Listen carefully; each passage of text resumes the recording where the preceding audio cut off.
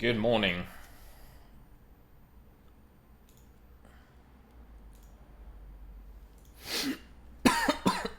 Oh, excuse me.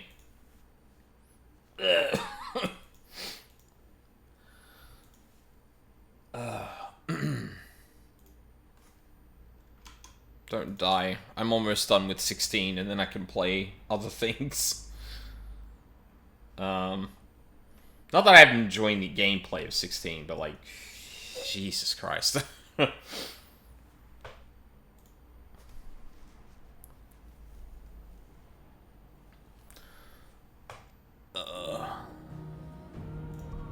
Sorry, I'm gonna check something really quick.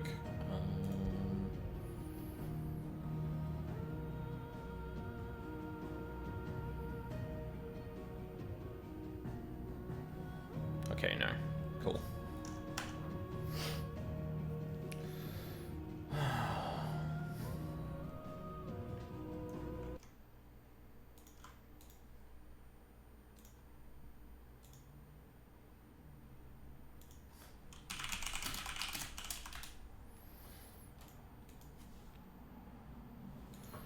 So,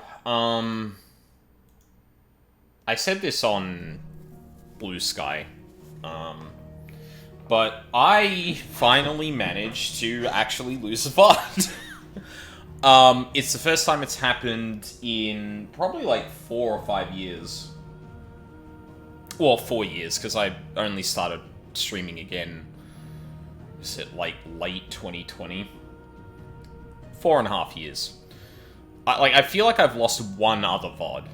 Maybe. But yeah.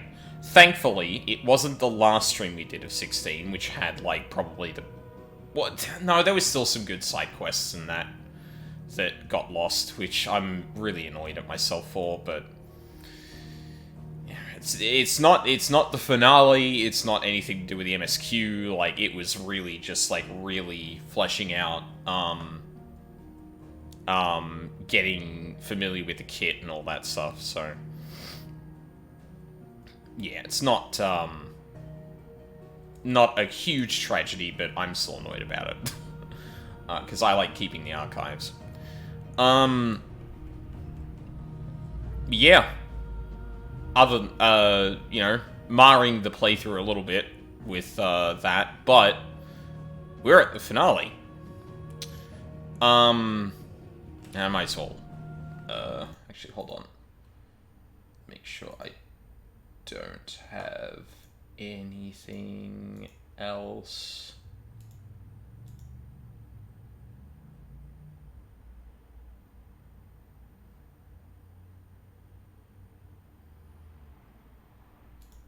Wait, what? Moonbot? Hello? Why aren't you in chat? Oh no, now you are. Okay, that... Weird.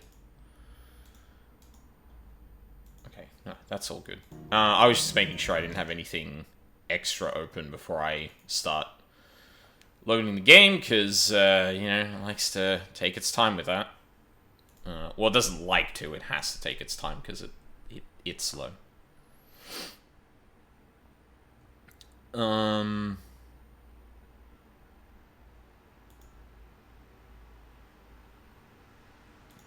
Ooh.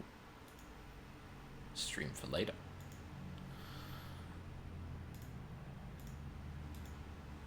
Yeah, so, we're finally here. Performing for you.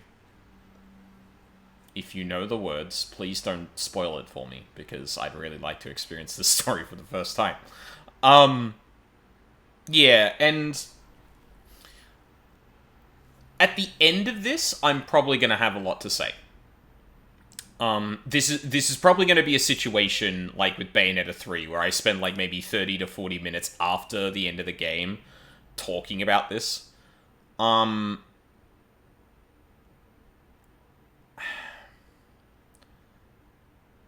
really think, like, the first half had me a bit more lost, but I think a lot, like, it's weird, because, like, I feel like throughout the story, I've been a bit lost towards the front half, and towards the back half, I've got a bit more solid about what it's trying to go for, but it has done a poor job of, like, building off of that.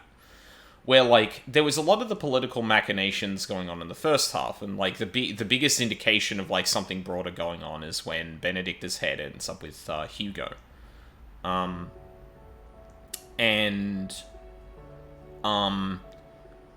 want to say up until the end of Titan? Actually, it's probably in between Titan and Bahamut. In between Titan and Bahamut is when I think I finally found my feet with, like, okay, I feel like I've got a good grasp on, like, what's actually going on politically and, like, broadly. Like, that was where my understanding, I think, met the game the closest. And I think it did a fine job up until Bahamut of kind of, like, building things up. Right? I think there was, like, some really compelling stuff with, like, what was actually happening in Sanbrec. Or the Sanbrequois Empire. I forget the formal name of that.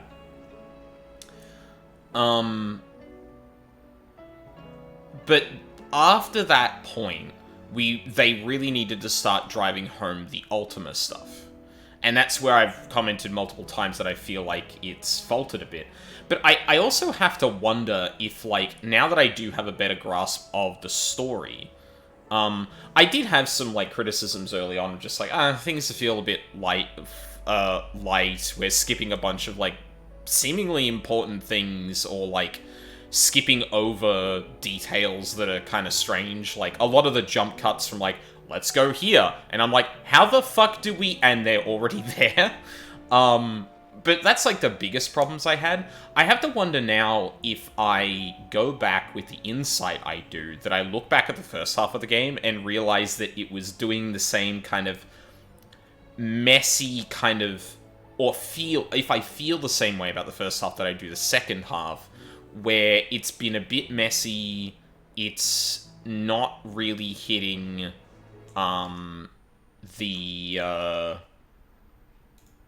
It's not really hitting the points it needs to really build up what's going on. I just realized I don't have Task Manager up to see if my CPU's dying. It's kind of important.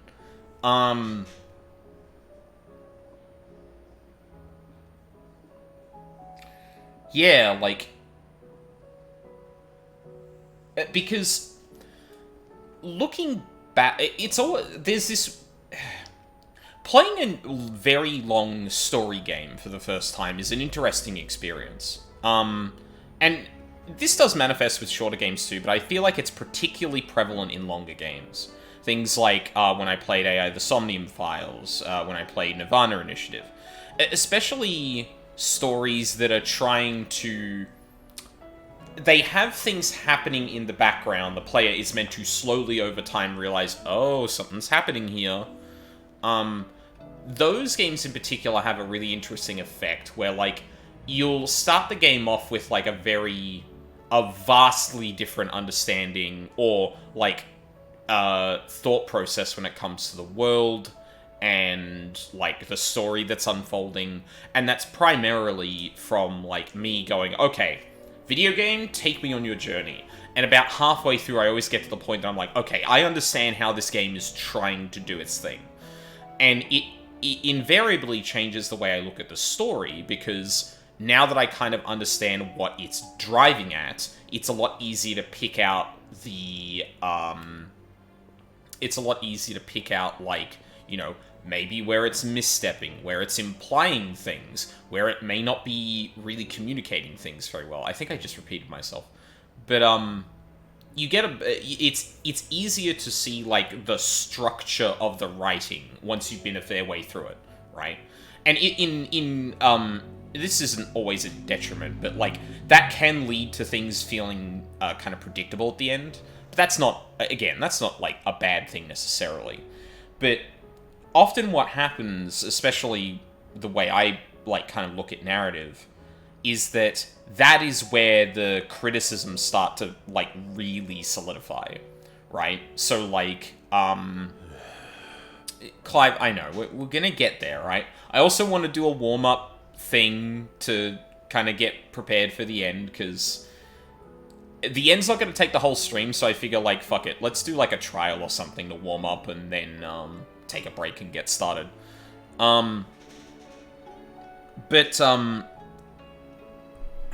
Fuck, sorry. Clive made me lose track of what I was saying. Yeah, so, like, for Nirvana Initiative, for example, like, it was at the back half when things were starting to wrap up that I was like, okay, it feels like some of this was actually kind of superfluous. Or there was stuff in the background that's, like, hinted at that isn't important for the narrative, but is there and feels like it should.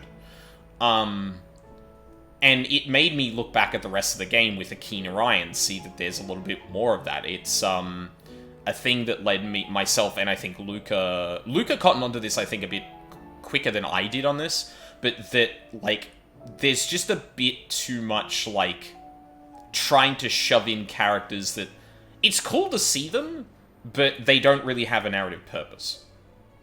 It's kind of a similar thing with Dawn Trail, honestly, where when at the beginning I was like, oh, I'm glad everyone's here, and then at the end I'm like, did we really need Alphino here? I feel like we could have paired back one or two characters in, like, a lot of different parts of the journey to really get stuff out of them. So, to bring this kind of thing to 16 specifically, that's why I brought up what I did before. I really wonder, like, because I have a more positive outlook on the beginning of the story as compared to the latter half.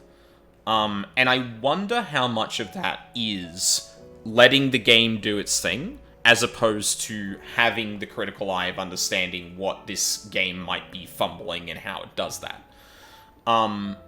And I'm not going to do a second playthrough on stream, and fuck, I may not even do the full story, to be completely honest, if I go through New Game Plus. But I'd be really curious if, like, I look back at other people's playthroughs of this, for example, and see a lot more cracks in the way that this is telling its story. Because the kinds of things we're seeing in this latter half are problems with building, in my opinion, problems with building foundation and, building and establishing foundations, and then using that as the basis for, like, the broader kind of arc and thing the game has to say, right? Because I think it poorly sets up and communicates what the deal is with Ultima. Whatever the fuck is happening with Joshua and Ultima is inconsequential. Like, not even the villains have acknowledged that that is a thing, or acted on the fact that Ultima is trapped in Joshua to some degree. Like, that it hasn't been it's been reinforced in that it's a problem, but, like, it feels weird that, like, you know, Barnabas wouldn't be after Joshua, or things like that. Ultima's general point, while established very alienly, which I do like, how that translates to the plans that are being implemented feels like very kind of uninspired, I'd say. Just like, oh yeah, so chaos. That'll do it. It's like, well, no, like, I feel like there was a far more compelling thing here where Barnabas is like, you think I'm the enemy, but, like, just you wait. And then he turns Dion, like, you go Odin, Bahamut, and then Shiva, in terms of the progression there. And what that ends up showing is, like, actually Ultima's plan and the webs he's weaved are far-reaching, and he's, you know, he's able to turn your companions against you, which is the whole thing, is like, yeah, you need to sever the connections to the companions, but, like, it doesn't feel like that was ever attempted. You know what I mean? It was a very brute force approach, but it's not brute force without purpose. Like, it's not like Barnabas, at least from my understanding, wasn't calculating or anything. It was more that he just made a bunch of decisions that I don't quite know why he made them. Or rather, the writing made decisions for him in terms of like, hey, you couldn't capture Joshua, but Shiva's here, and we put Shiva here because, I don't know, I guess we had to job her out to show Barnabas was powerful, which is like, fucking Odin. So yeah, it's a lot of, like, pretty much my biggest problems, other than just the treatment of Jill, is like, and I think my criticisms of the treatment of Jill are probably bigger than Ultima, to be honest, but, like, in terms of, like, just meeting the story where it is, Ultima's a huge sticking point for me, where, like, I just don't feel the threat. Like, he's powerful. Okay. He's meant to be, like, a godlike being, created humanity, or was one of the people involved in creating humanity. Like, where's, like, the scheming only so far seems to extend to the political situations, but whenever it comes to confronting Clive, we don't see that same sort of thing there. Where, like, yeah, you're Muthos, I have to break your will, and then you'll become mine. And it feels like the answer to that, rather than being conniving and turning his friends against him, you know, snapping the connections between people that Ultima specifically identifies, we feel like it feels like the villains are just doing the equivalent of smashing Clive with a really, really big hammer, and he just refuses to break, and then they're like, why isn't Clive, the guy with the will we've already established is a problem, breaking? That's super weird.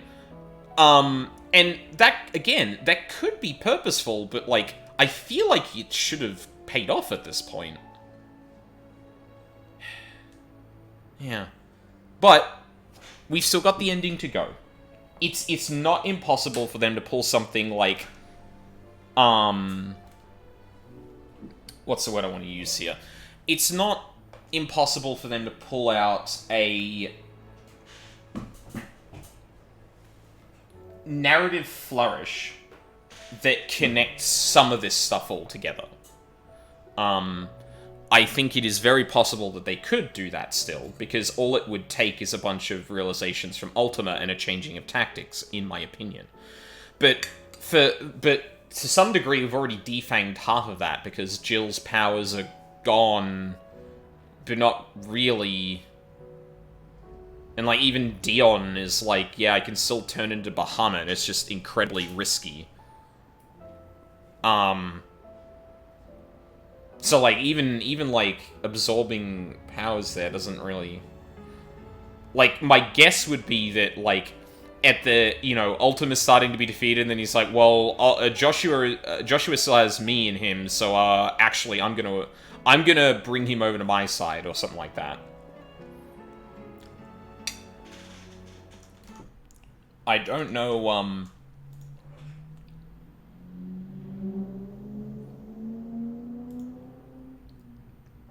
I don't know if that would actually do it for me, to be fair. I'm not certain that the story would be better for that kind of thing, but... yeah. Anyway. Yeah, so I haven't touched the game in a little bit, so we're gonna go do a... we're gonna do something.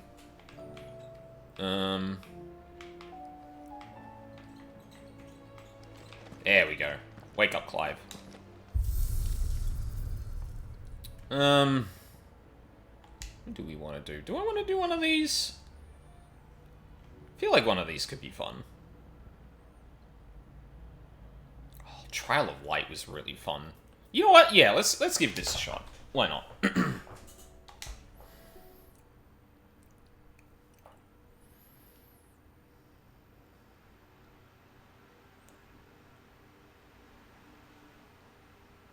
Loading.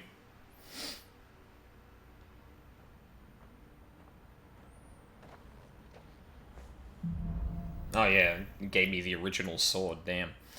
What do we got? Flare Breath, Satellite. Yeah, fully charged Mega Flares, lots of shots with Satellite, and then just a lot of shit with Flare Breath. Flare Breath. Yep. Alright.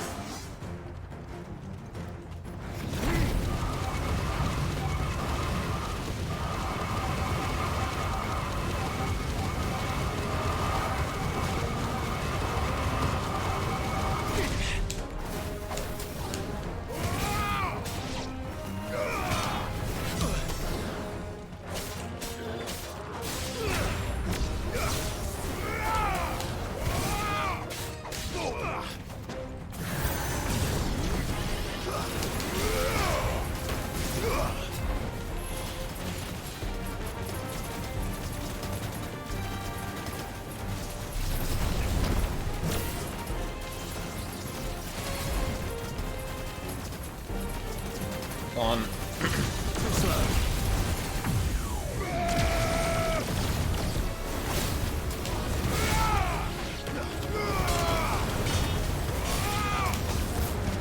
Ow.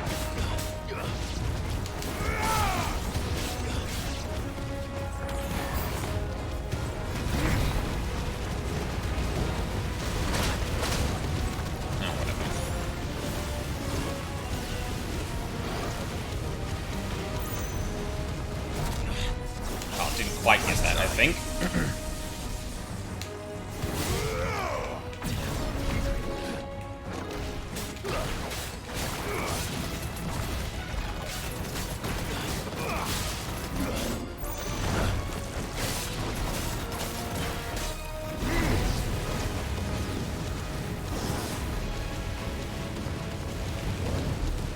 Oh, satellite's disabled when I do that.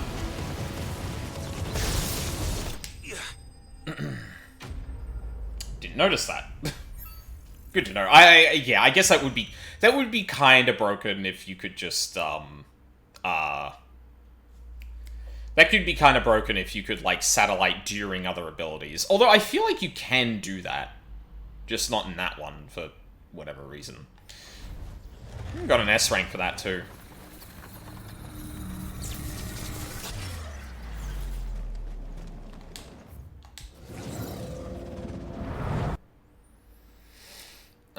What do we do next? Is it Impulse and Satellite? No. It'll be Flare Breath and Impulse, and then it'll be Giga Flare and Impulse, and then it'll be Giga Flare and Satellite, if I remember correctly. Oh no, Impulse and Satellite. Was it really Flare Breath and Giga? I don't remember that. It could also be a unique sequence for this, but I don't remember. 2 enemies with that, lots of yeah.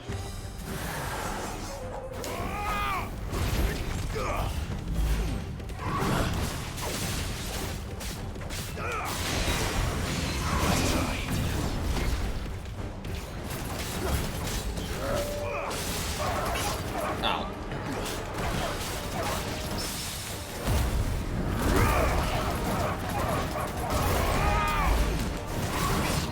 Why?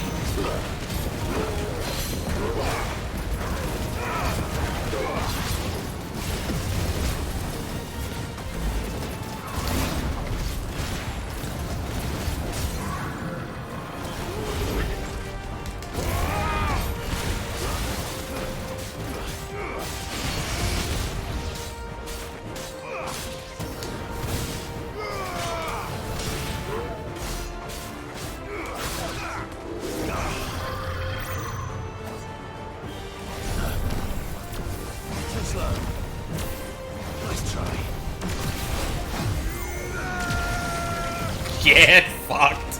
Oh, still got me a bit.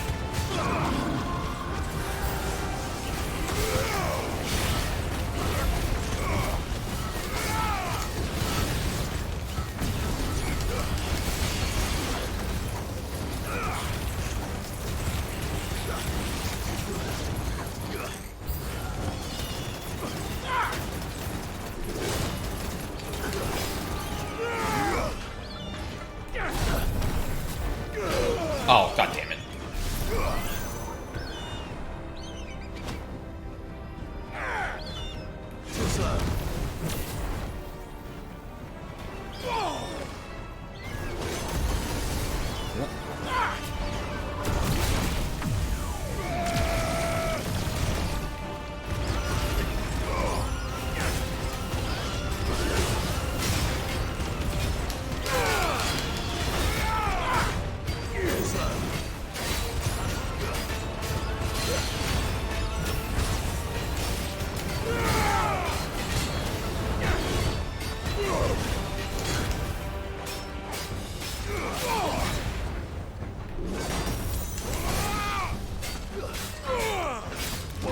Too slow.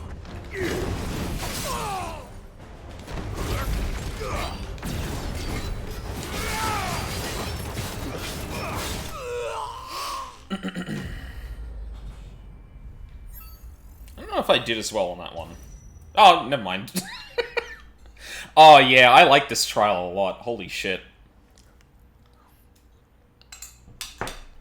Honestly, I probably should have given Mega Flare more of a chance. Oh, sorry, Wings of Light. Because it does feel like a.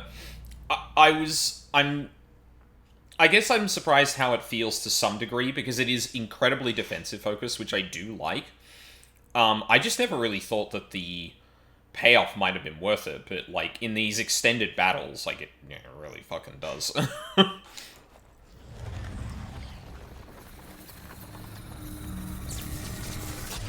And hey, if I can S-rank this whole thing, then yeah.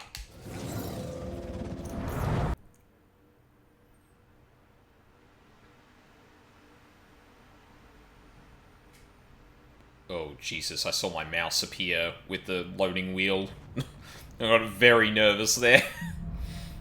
So we're gonna have Giga Flare now. Yep. Just hit 2 enemies. Yeah, okay.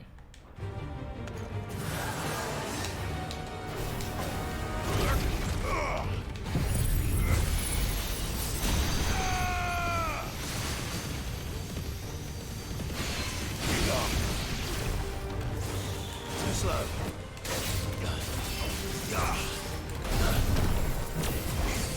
Too slow.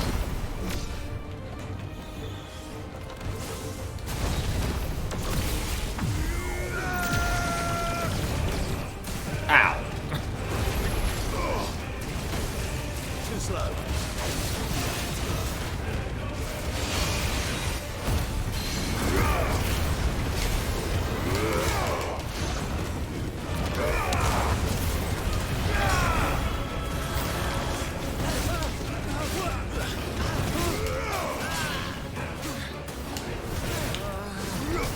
Oh, my God.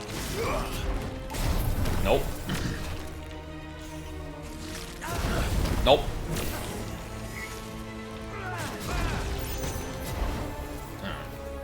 Come on. There we go.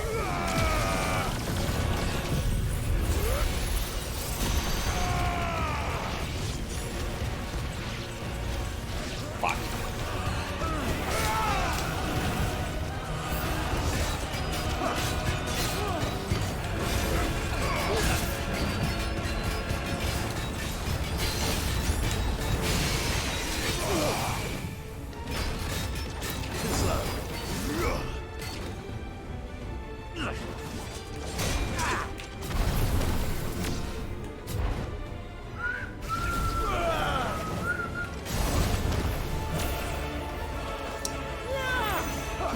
Oh my.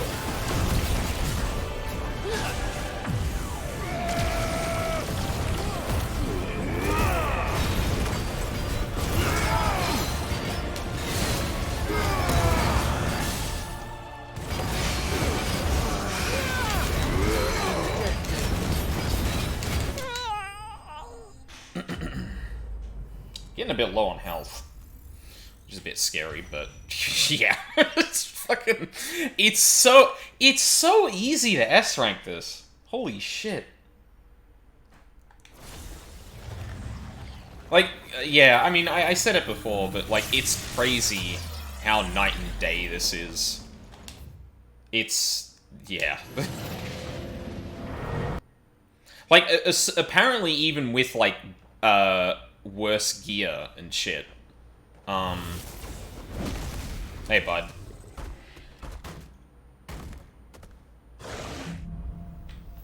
What do we got? Flare breath. Fucking unbelievable. Alright. Come on, then. Nice try.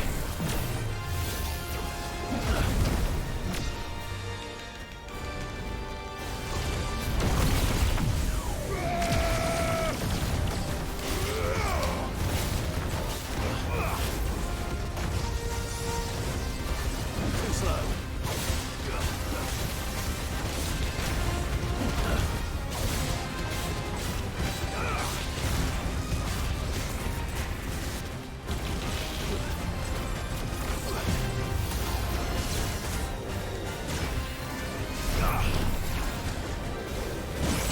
Oh, Jesus.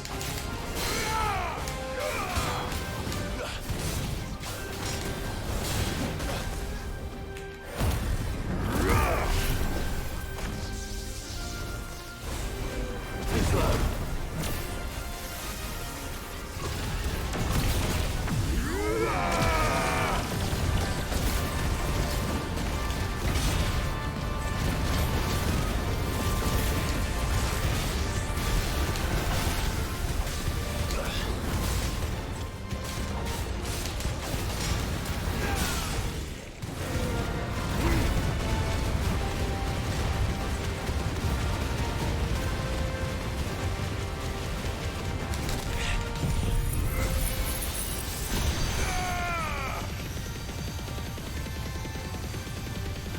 Enough.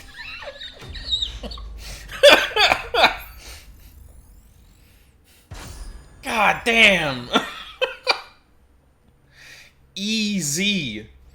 Holy shit.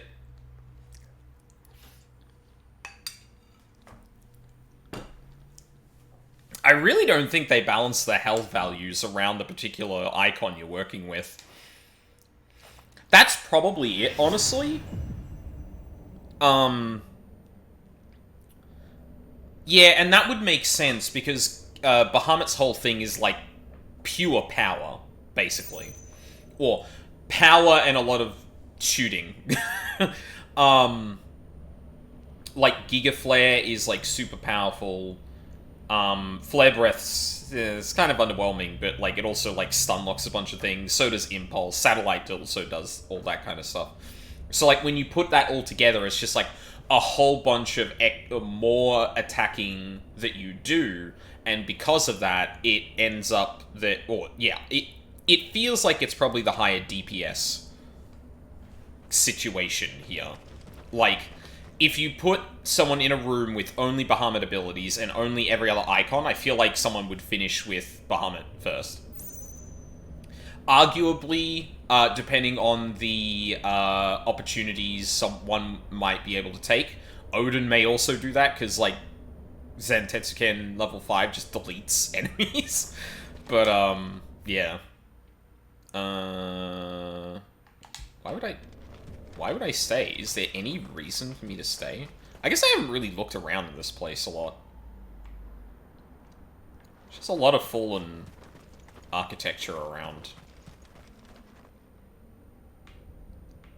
I feel like it's not quite similar to that place we got taken to with Typhon.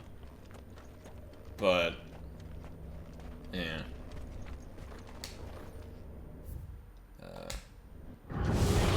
Get me out of here.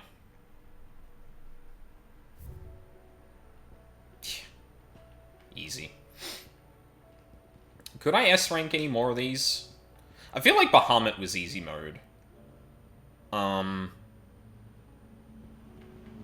feel like I'd probably do it for Ramuh. It's kind of hard to judge the difficulty off of just Bahamut, because, again, I feel like either the way these are balanced or the way I play the game, that Bahamut was just going to be easy mode for me. So, kind of hard to say just from that, like, oh yeah, of course, oh, excuse me. Of course, you were going to find Bahamut the easiest, but I don't know, I feel like they just didn't select or balance anything around the fact, around the icon you're taking into the battle. That wouldn't surprise me at all. Today? Allow me to educate you. Show me the state of the realm currently. God?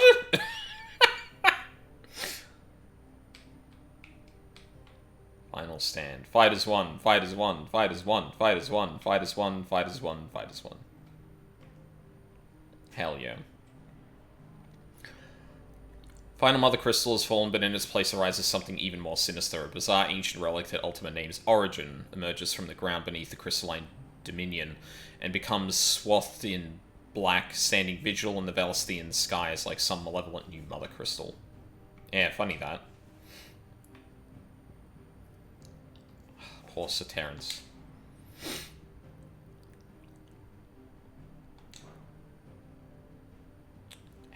Wasn't there a thing that let you, like... Oh, there we go, inner voices.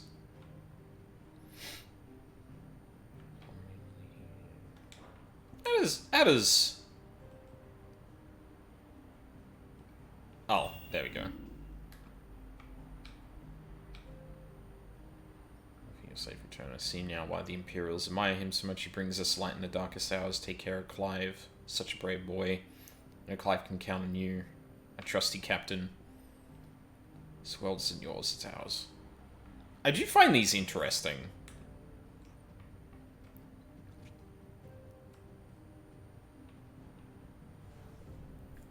What even a god was... Yeah, why does she have to be... I'm really dreading going to,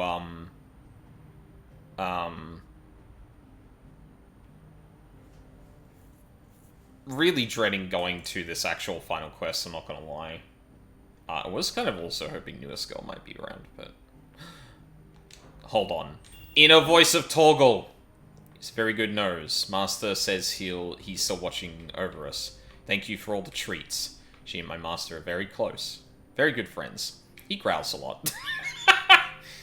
You're no match for my master. He's very strong. He's taking me for a walk again. Awesome! Oh man, I should have been reading these a long time ago. Damn. Welcome to the pack. Leave my friends alone. His claws are sharper than mine. Don't be afraid. He turned into sand too. Shut up, game! Don't confront me with the idea that Torgal doesn't understand what the fuck that is. I hate you. Thinks he's a leader, but he's not. Glad you're safe. He smells familiar. He's had pups.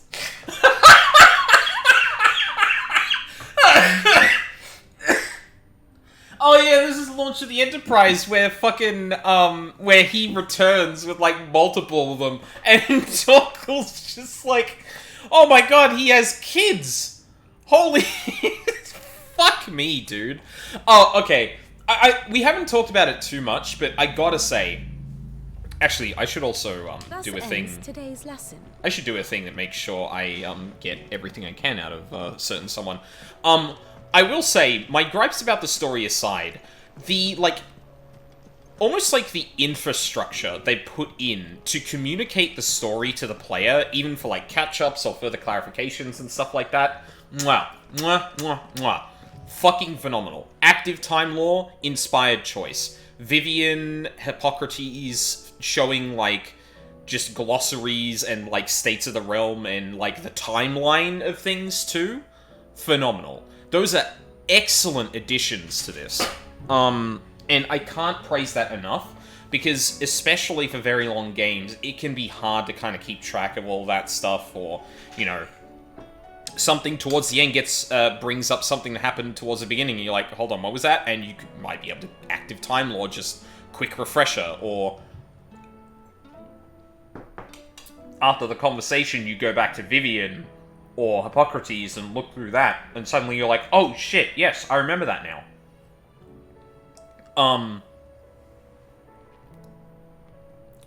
I'd be disappointed if 16 didn't get like a spiritual successor within Square. Builds off the real character action style, and just writes a better story. But like, I would do horrendous shit if the like lore and story tools this game gives the player aren't brought forward, because it's great. I do think there's one or two times this game specifically leans on that a bit too much, and it's to do with like Ultima specifically.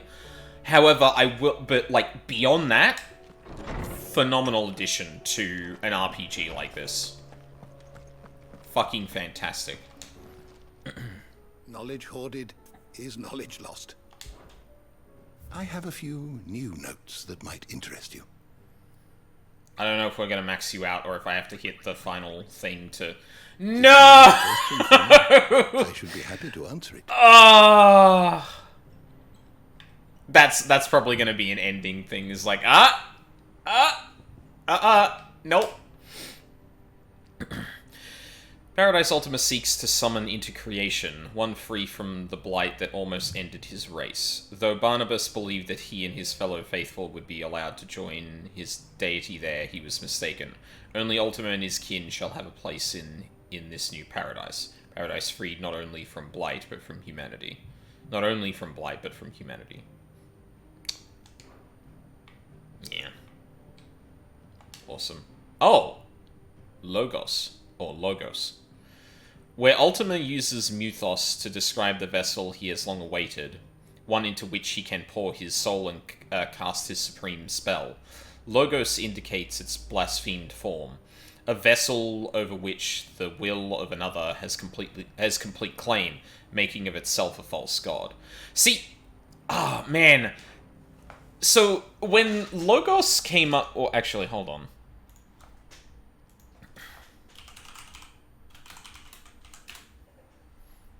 Logos. Logos. Logos is an interesting term to bring up here, because and actually, Google's going to help me out here. In theology, the Word of God, a principle of divine reason and creative order, identified in the Gospel of John with the second person of the Trinity incarnate in Jesus Christ. But in philosophy, it's a little different. Among its connotations is that a rational form of discourse that relies on inductive and deductive... among its connotations is that of a rational form of discourse that relies on inductive and deductive reasoning. Systematized usage when making one of the three principles of rhetoric. That was the bit I was looking for. So that's a very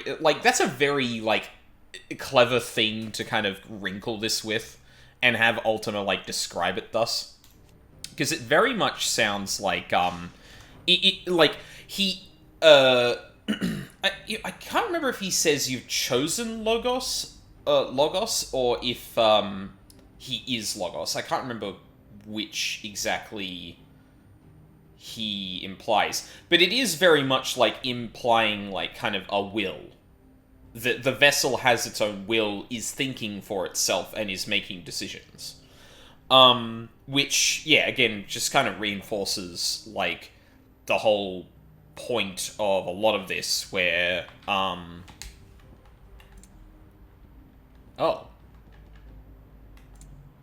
Oh, no, there's a couple of things I'm missing. Damn, I'm still missing things. Wait, sin? Mankind's greatest sin is the awakening of free will, his servants strain from their own path. However, Clive contends that this is a sin by which Ultima is equally bestained, and indeed, if humanity is indeed Ultima's creation, does not their every action, every emotion stem from him?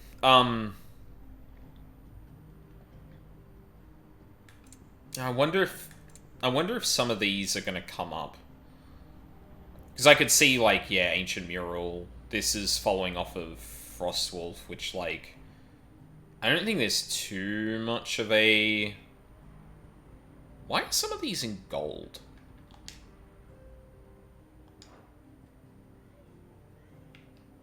I don't...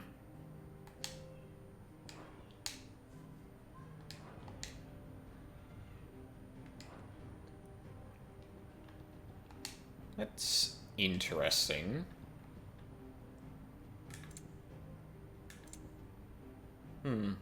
How well, newest girl? Why are some of these highlighted in gold? Because you've got the red tick. I was playing a long set. Oh, all good, all good. Some of these have red ticks, but others are highlighted. I don't know if they're, like, meant to be, like, relevant to what's currently going on. Adamantite doesn't seem too related. Yeah. Yeah, newest goal. I'm missing, like, 3 things from Mysteries of the Realm. And that's it. I don't know what they are. I'm hoping that You're always welcome. I'm hoping that the ending actually has them, but, yeah. Oh, also, you know how, we were talking, last stream about how, the Bahamut trial was like a cakewalk? I think I realized why. I don't think they balanced the, damage output of the icons or the health of the monsters in the trials around the icon in question. So, like, you know, the more utility or, like, maneuverability icons, like Phoenix and Garuda, don't have as much damage output depending on the abilities you've given them, which, combined with the niche goal each of them have in some cases that I think are just a bit too, or not general enough. Yeah, that tracks. Yeah, because, like, I was in, like, I did the, hang on, I'll show you. I did the final trial of Light, and, well, yeah, I S-ranked the fucking thing. But as I was doing that, I realized, like, enemies were just melting. Yeah, goddamn S-rank. Like, S-rank on each of them, and then S-rank in total. It was great. But, yeah, like, I think that might actually be a problem. Because, you know how, like, Zantetsuken just deletes an entire room? I'm pretty sure it did do that in the trial. So, like, we just made no consideration for the fact that some of these icons are specifically geared towards damage and some of them aren't. Because that's what it feels like. You know, I'm pretty sure, like, Odin, you need to be careful, obviously, because you reduce your damage by going into Dark Arts, or Dark Arm. Titan is a lot of timing shit. That's an insane oversight. Yeah. Yeah, I would be very surprised if that wasn't actually a big contributor to that. Now, I need to do a lot more trial and erroring to see if that is actually the case, but... yeah, I genuinely, I think that's actually part of the problem. Because, like, surely you would, like, like, against Bahamut, you would throw, like, a bunch of beefy enemies. But what the problem they probably came across is that, like, they may only be able, they probably, unless they did a lot of, like, specific rebalancing of enemies, they probably threw together standard enemies together, and the bigger their health bars, the more they are likely to have a stagger bar. And if they have a stagger bar, they tend to be more complex combatants, and if they're more complex combatants, they probably can't just throw complex combatants at just Bahamut without reason, right? Or, like, for Garuda, for example, because, like, there's not a ton, or actually, no, what was it? Not Garuda, it was Phoenix, where it wanted you to do dash magical air magical bursts. But, like, some of the encounters just didn't have it. Like, granted, not all the encounters are exactly the same, because obviously different ones come up. But it felt like it wasn't even geared around the things it was trying to get you to do. So yeah, they probably just, like, threw in a bunch of stuff and went, and didn't even think about it, because also that would mean putting in enemies, like, that all have stagger bars, because those are the only things that can tank Bahamut. And even then, they can't really tank Bahamut, because I fucking melted the final trial boss with the adjusted gear, mind you, in one stagger window. I saved everything up. I did 2 Mega Flares to bring their stagger bar down, and I unleashed everything, and it died. And I'm just like... I probably can't do that with Garuda. In fact, with Garuda, in Garuda's one, I did the Whirlwind, and that back-to-back staggered the boss. But I just didn't have any damage to put through, because that's not Garuda's deal, and the enemy is scaled normally, which you don't just use Garuda abilities for. Yeah, actually insane. Probably easy to, like, mod and adjust, thankfully, but yeah, like, that's crazy. World's highest multiplier in a basic combo string against the world. Yeah, exactly. Just like, oh yeah, okay. You've got the 1.5 multiplier. Cool. What damage? What fucking damage? Thank you, Clive, for ever indulging the whims of this doddering old soul. I am ashamed that for far too many years, I allowed stubbornness and fear to keep me from something so simple as letting a friend know how proud I was of him. Your intervention has lifted a heavy pall from my heart. Perhaps upon your triumphant return from the skies, you might be inclined to set to page that quill I gifted you. There are many of us who would hear a first-hand account of your time with the Holy Prince, myself included. Yeah, these are all the final things. Eda seems fond of the silver bow we gave her, so much so she's been taken to setting it atop her belly as she rests. Dear, tell it the rascal kicks something fierce when she does too. Sounds like we've another fighter on our hands, and none too soon. Can hardly wait to teach our newest little curse breaker everything I know. Though I suppose we can all celebrate first. We need to get ahead of ourselves now. Yeah, we're not back from the war yet, Gav. Like, let's slow down a little bit.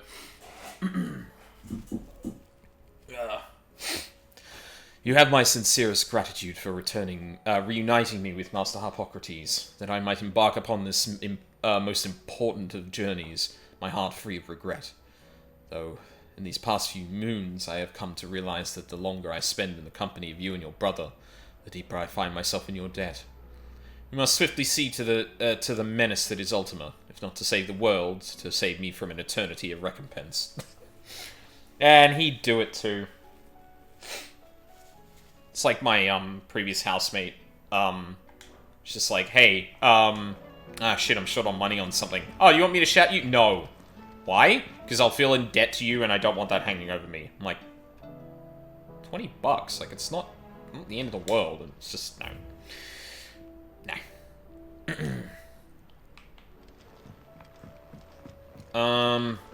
Yeah. Well, I think with the rust kicked off and everything else, we're ready to go towards our final battle. So we're going to take a break here, because it's probably going to be a long stretch of gameplay, and then I'm probably going to want to ramble about the game after that. So we're not going to interrupt that with a break. So yeah, I'm going to take a quick break here, get prepared, and then settle in for Origin.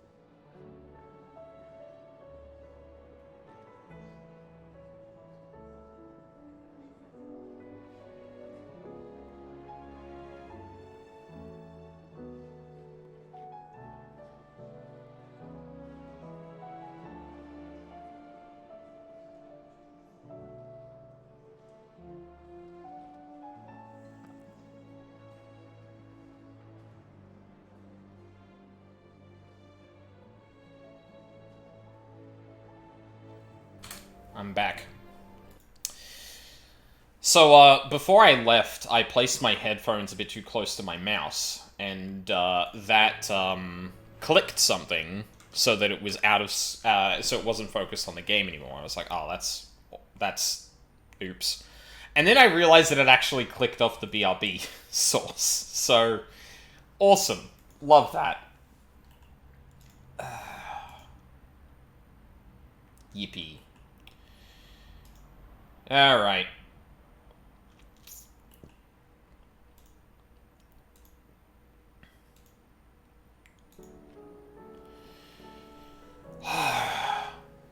Time to finish this thing for real.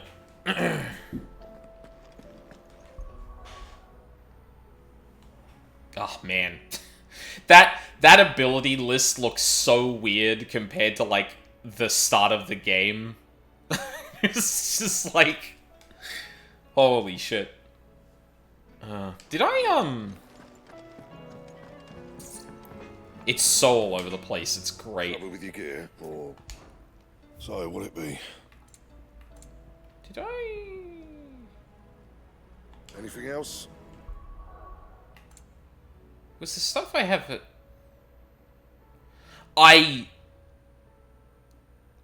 Yo, I'm not gonna lie. I completely fucking forgot that Torgal actually levels up. I completely fucking forgot that Torgal levels up with you. It's been a complete nothing. So it's just like, okay, what does that do? Oh, that's right. Yeah, there was a difference with this where there's like...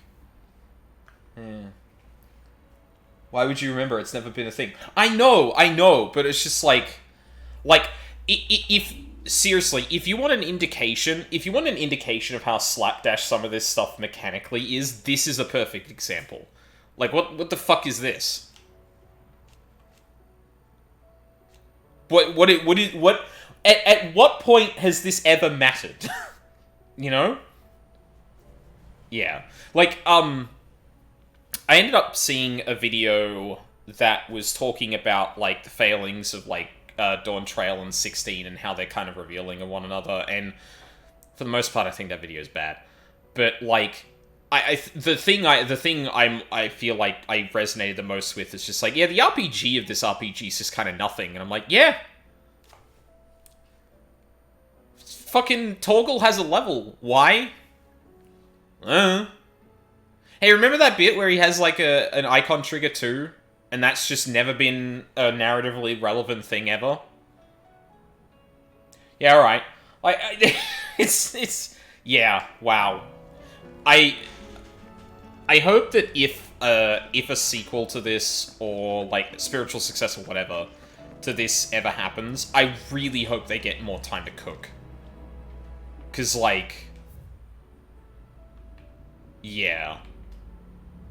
This has so much fucking potential.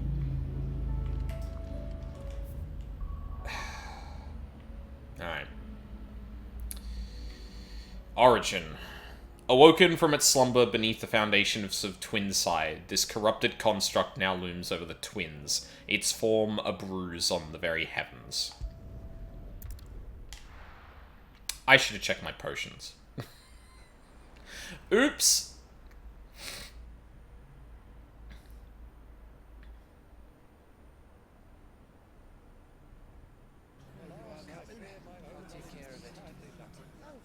Make sure you do this time. Oh, and while you're at it...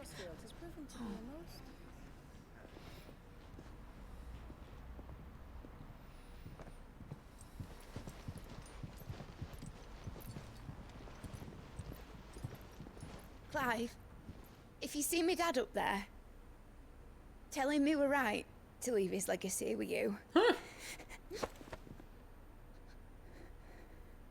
Tell him he'll be in the front row. There's no way he'd miss this. Well, behave yourself, Mid.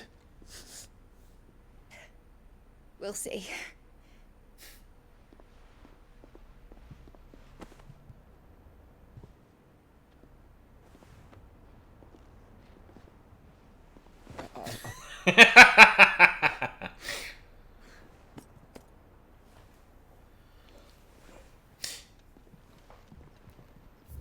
The big feedback Square got from 16 was, we want a party, the women are badly written, and the game is too easy. Yeah.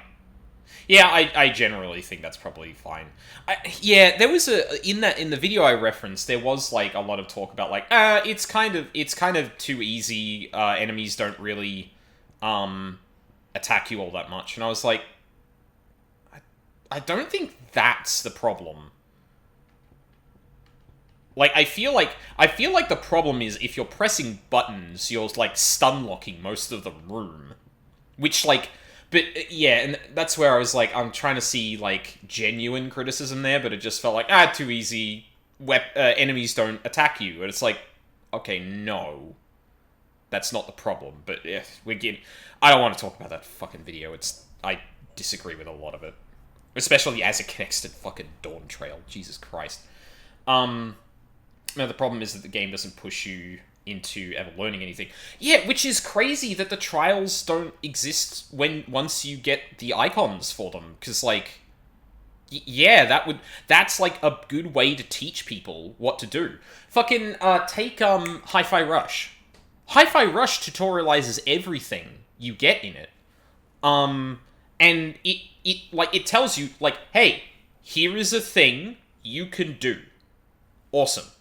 Now, here is a situation where you need to use it. Okay, cool. Go on with the rest of the game. Keep an eye out for that enemy, because you're going to have to do the thing I taught you. But with this, it's, how do I say this? The things that are introduced to make the combat more complex are very little to do with how you engage the enemy, and are more to do with what the enemy does, if that makes sense. Because there's a bit of a distinction there. So, like, there aren't enemies you can only parry. There aren't enemies that are super weak to parrying. There aren't enemies that are super weak to your dodge. And there aren't enemies that are... Whereas in something like Hi-Fi Rush, there's, like, more clear thing there. And I'm not saying it needs to be like Hi-Fi Rush. Obviously, DMC doesn't do this as well. Or it doesn't... approaches it more like this. But I feel like in a situation where you're giving the player explicit, distinct tools that giving them... And I guess this is probably a consequence of, like, well, we don't know in the late game what a person has, so we have to keep the mechanics a bit more general. But that's where I feel like it kind of falls over a little bit, where it's like, well, you can make a decision. I feel like you should be able to get more abilities and have that be more impactful that you picked them, right? Like, you know, Titan Parry, cool. Like, 30% of those enemies there, really easy to block, and they get blown up like a motherfucker, right? But some of those other enemies, you didn't, or you didn't pick, Garuda. So, yeah, flying enemies are going to be a bit more annoying, but you can work around that. I mean, you've got the Shiva dash. You pick the Shiva dash, so you can kind of do some stuff in the air, but, like, it's stuff like that where I feel like the game kind of struggles with the amount of abilities a player can have and making the combat interesting for everyone without, like, really incentivizing you to use a lot of the kit you have. Because a lot of the kit you get is not selectable at any given time. And that's kind of the problem. So, you're in charge now, Gav. And what does Tyre have to say about that? Come back before she finds out, eh?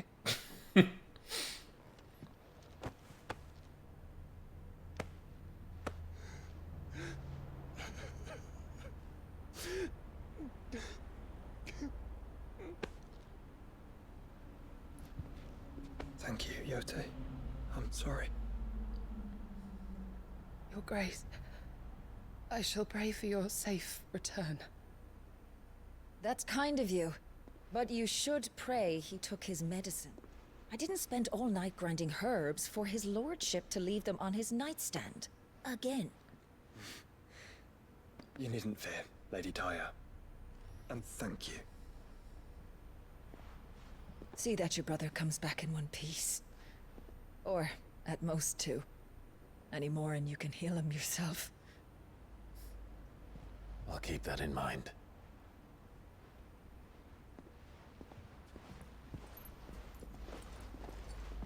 Well, there's nothing to say that hasn't already been said.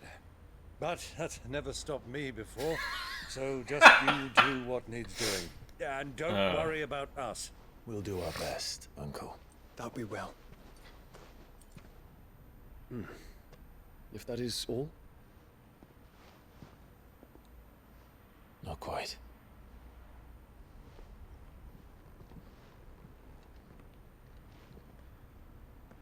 Jill. Are we not taking Jill with us?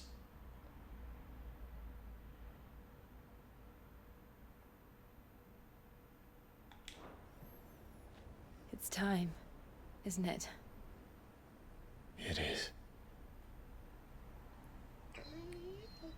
Take care of him. You're not even taking Torgal? And you. You take care of her too, boy.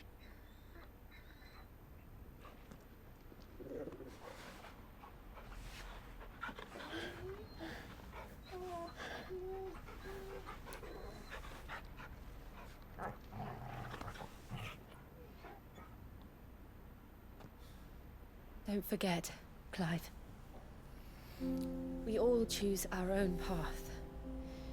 Believe in yours. I do.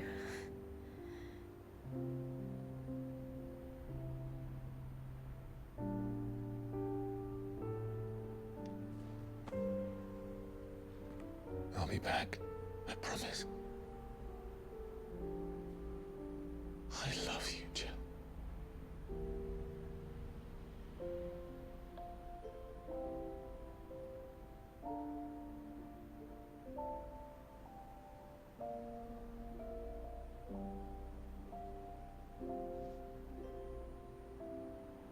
I know.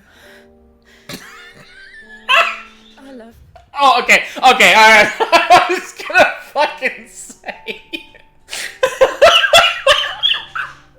I'm sorry. Jesus Christ.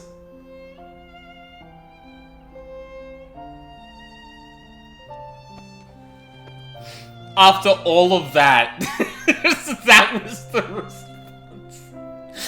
Fucking Han Solo ass goddamn.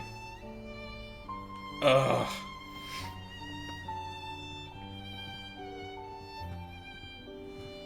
Oh. Hey everyone.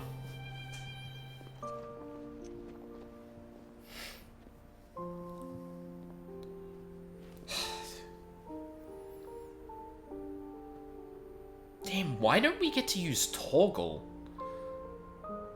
No. We have a god to kill.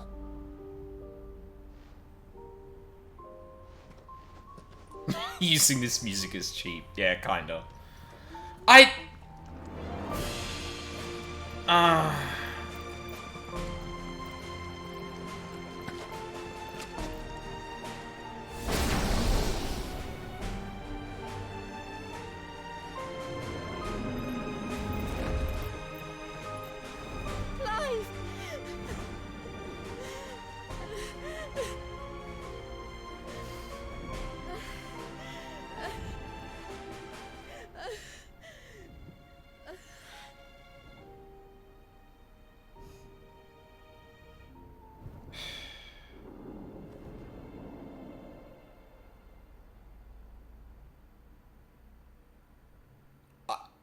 I don't understand what that last bit was for. What?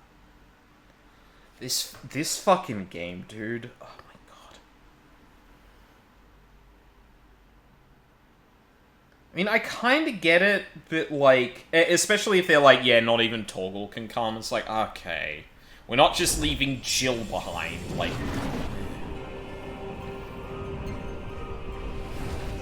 you're telling me Torgal couldn't grab onto Bahamut's back? Like, shut up.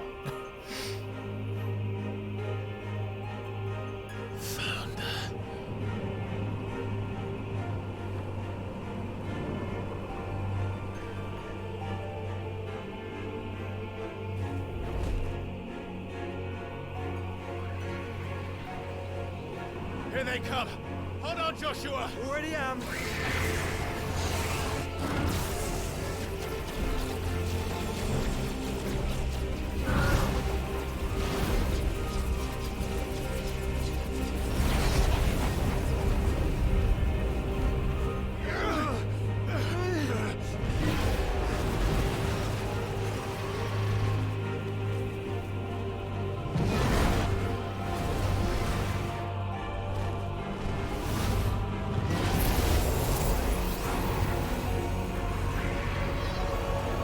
He's going to make us a way in.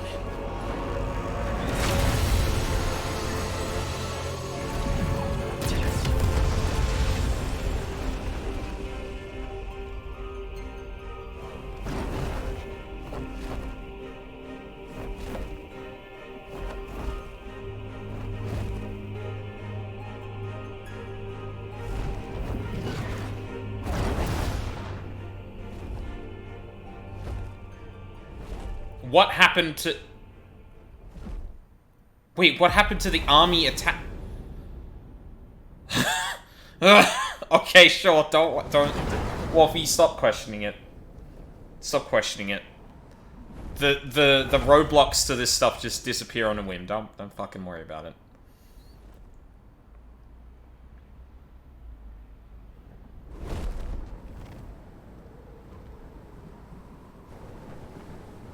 So, this is Origin. A far cry from heaven.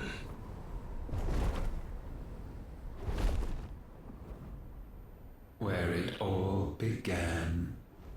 Where it all begins. Our ark. Your architect. There you are. It was here that we slumbered.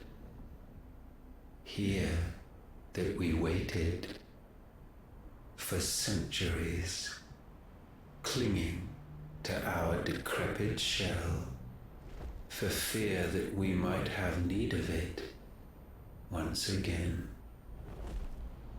But you have come at last.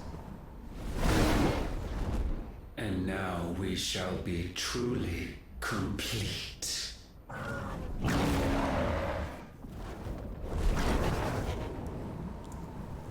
Well, there's 3 of us and 1 of him. Let's make it count.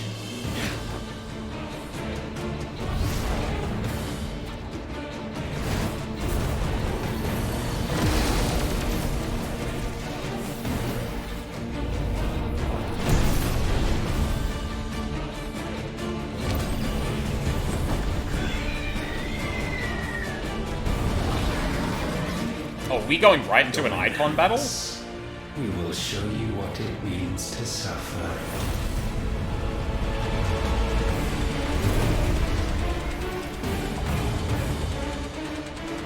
Oh.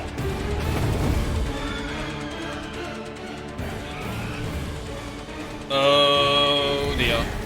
Ultima Prime. Holy shit. Alright. We'll show you!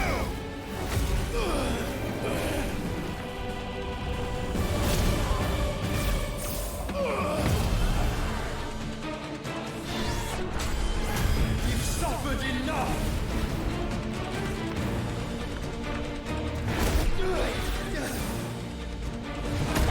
Damn. Fucking Joshua got parried.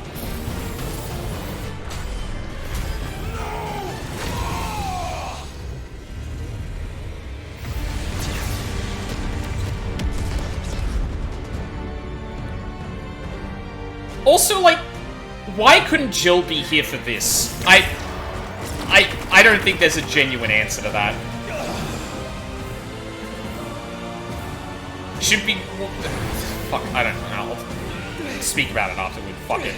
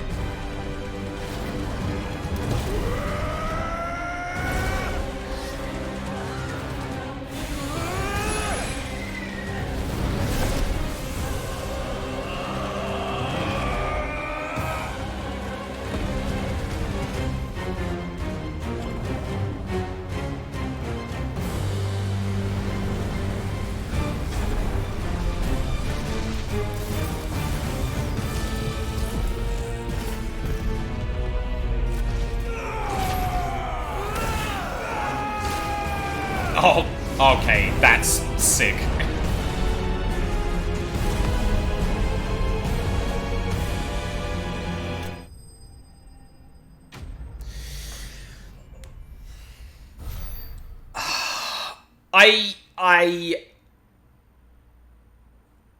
I have problems with Dion being here and not Jill for this, but I'll save it for later. Like, come the Had you only surrendered, this unpleasantness could have been avoided.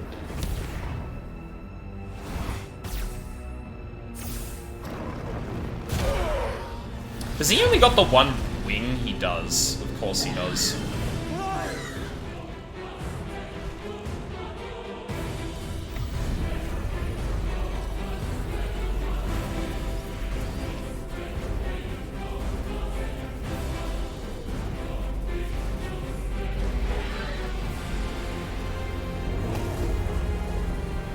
We have you.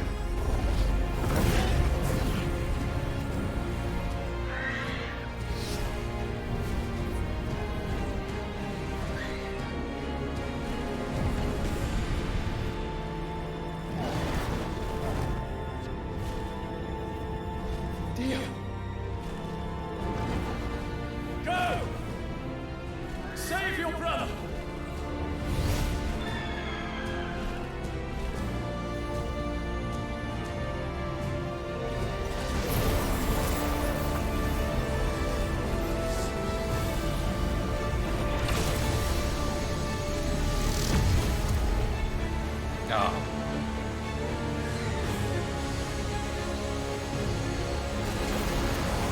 Really is like a lot more inspired by Dragon Ball than I thought. I ask not for acceptance. Only forgiveness! Come on, Dion.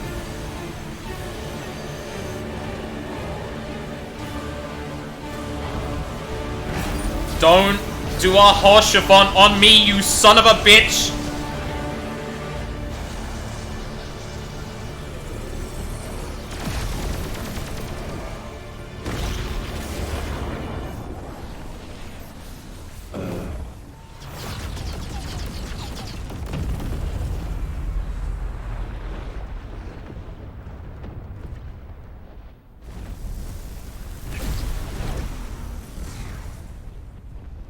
Now, Father, it is done.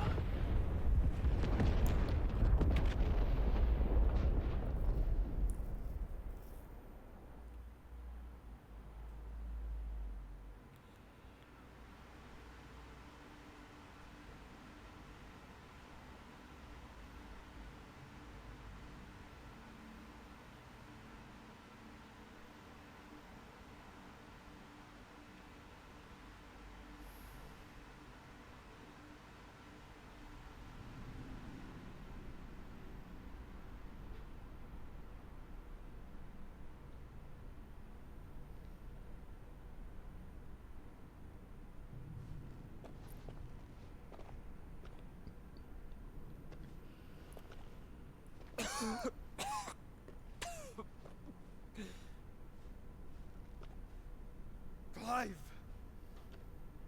Clive!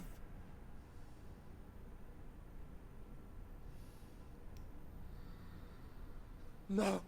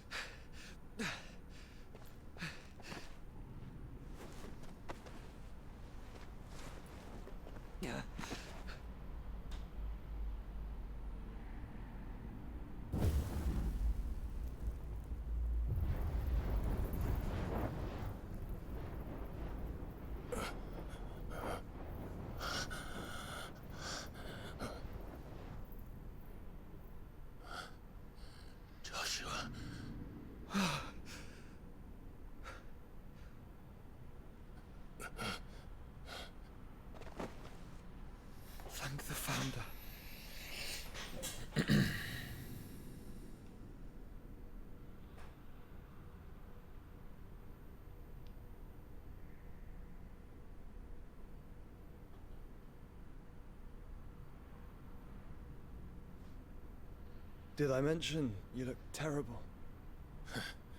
That makes two of us. Now the thing is back. You're right. Yeah, I don't know about that, buddy. Leon.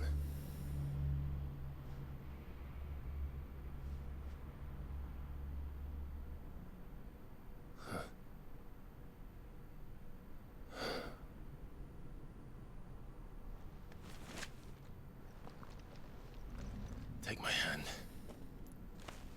I told you I'd be...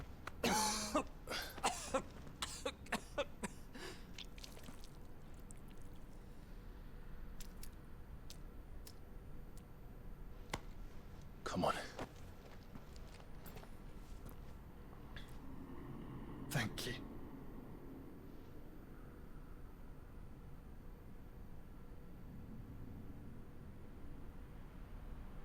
Press on. Always.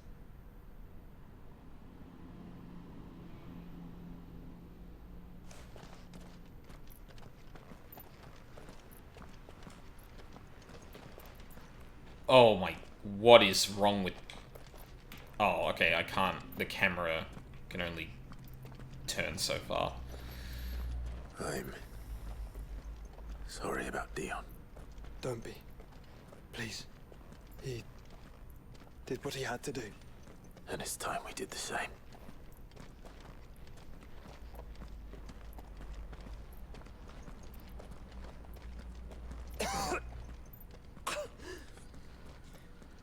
Should we stop? Because of the cough. No, I think we're past that, Clive. I suppose we are. He only rendered this shot and a tiny bit of wiggle room around it. I'm afraid letting you look around freely is illegal. Yeah, that's fair. That light, so cold. So empty.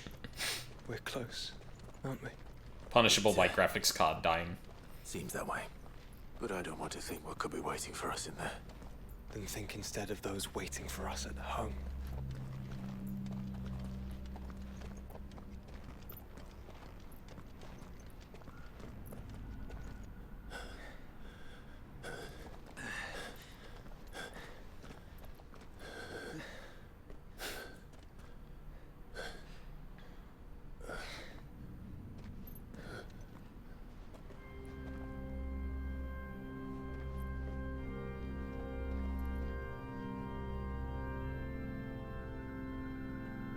Clive.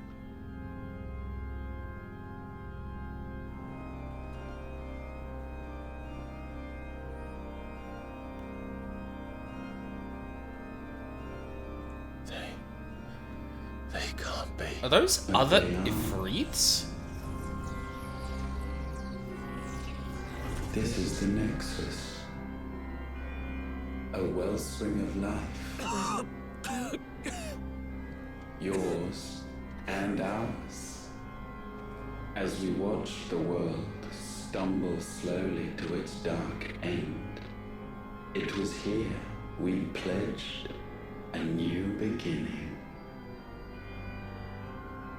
And now, with the ether we have harvested, I shall raise my kin from their eternal slumber.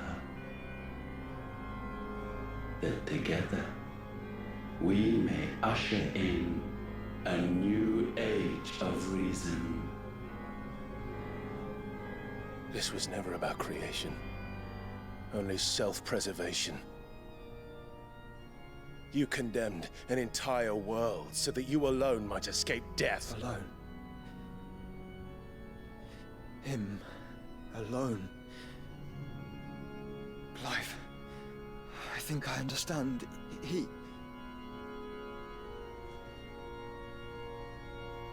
Yeah?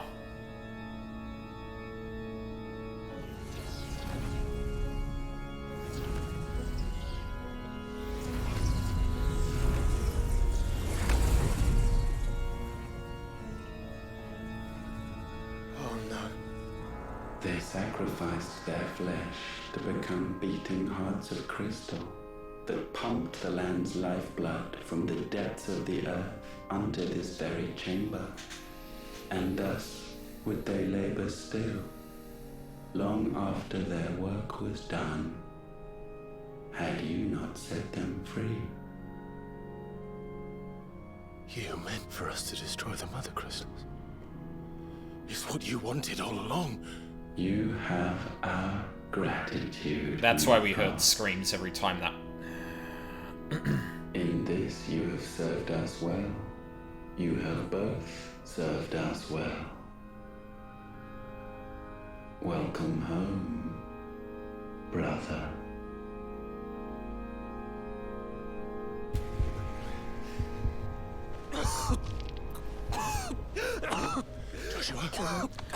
There were multiple Ultimas the whole time? Oh, okay, yeah, right. I thought it was me, but it wasn't my grasp that grew weaker.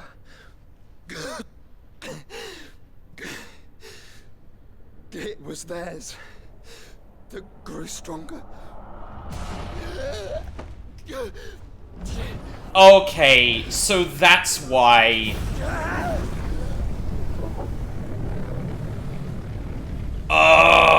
Okay, alright. Alright. Joshua! No!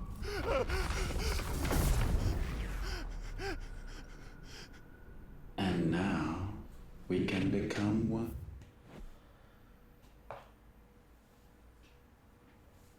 Alright. Okay.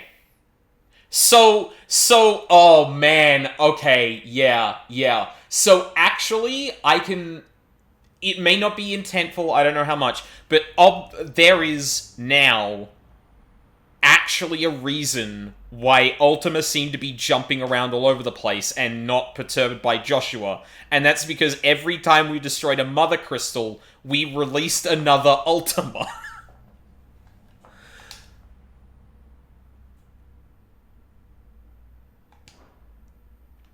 Fuck. Enormous glassy mountains that once towered over the lands of Valisthea, providing the crystal that the people of the Twins relied upon in their everyday lives, while at the same time leeching ether from the earth. Clive and Joshua learned that they were planted here by Ultima for that very purpose, that the creature might accumulate enough ether to cast a supremely powerful... That doesn't tell me anything new. That should be telling me about the fact that the Mother Crystals imprisoned Ultimas. Oh, fuck me. Now I'm wondering, like, wait, when was the first time we saw... Oh, there were already Ultimas around in the world at the beginning of the game, because at least one Mother Crystal was destroyed. Oh, fuck.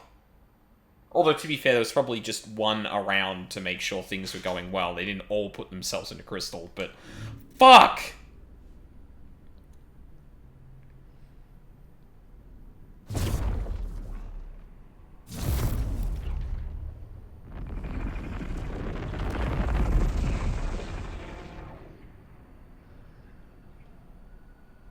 Yeah. No. Yeah, it does. Because that's the reason why it feels weird. Clive. Don't speak. The one possessed of the destructive flames of Ifrit and the healing flames of the Phoenix. This, I once believed, would be Ultima's true form. Oh But no. I was wrong. I see it now. Why you will never become Ultima's vessel. I don't care. Just hold on. Listen to me, Clive. You remember the murals? People once knew that Ultima was their god. That he created them. And they worshipped him, prayed to him, looked to him for guidance. In vain. In vain. For he did not listen, did not acknowledge our will, and so we strayed from his path to forge one of our own. So absorbed was he in his own desires So driven by his own will alone that he shunned the one thing that could have made him truly powerful. Faith. The same faith people now place in you. Faith that you will fulfill their dream, Sid's dream, of creating a better world for us. Faith that you will follow in Father's footsteps and save those who need saving most. Faith that you will answer Jill's plea to save yourself. The difference is, Clive, that you chose to listen, and that is what has steeled our bonds. Bonds that helped you stand firm when Ultima's pull was at its strongest. His power may be absolute, but so is ours. And so will yours be. Fuck. With my light in your heart, not even a god might stop us. Joshua!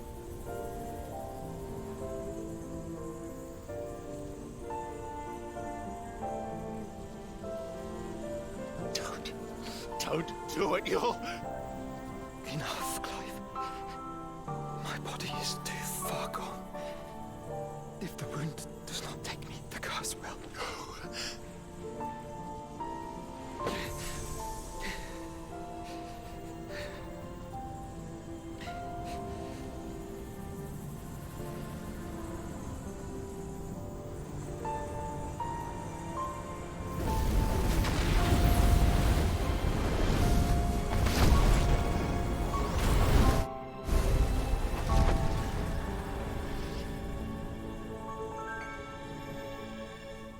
I have always been proud to call you my shield. But now, it is the world that needs you. Thank you, Clive, for being my brother.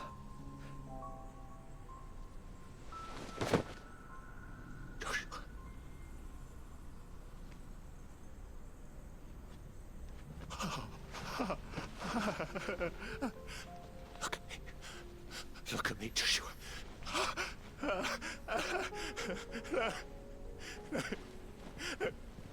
Open your eyes! Open your eyes, damn you!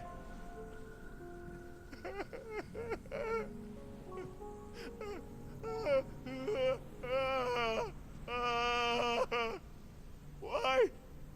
Why did you do this? Joshua!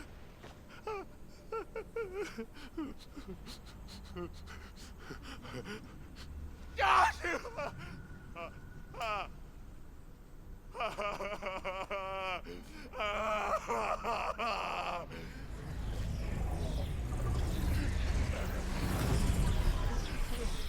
And thus does the final piece fall into place. The incantation primed, but one task remains. To empty the vessel.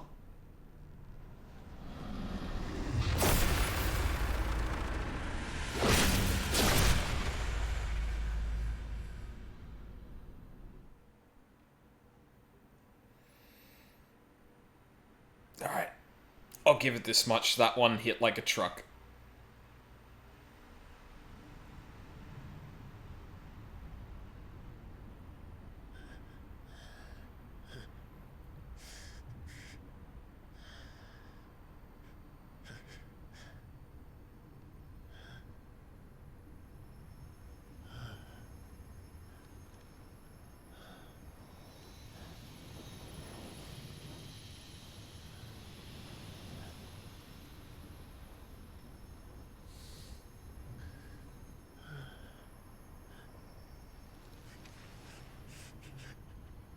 I honestly should have seen the death flags, but I also thought, again, that the game is being bad at paying off shit like this, so...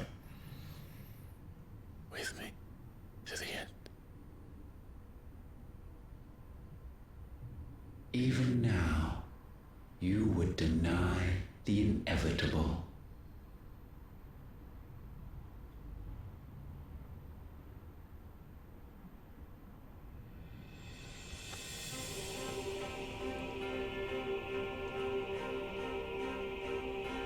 As we always have. And always will.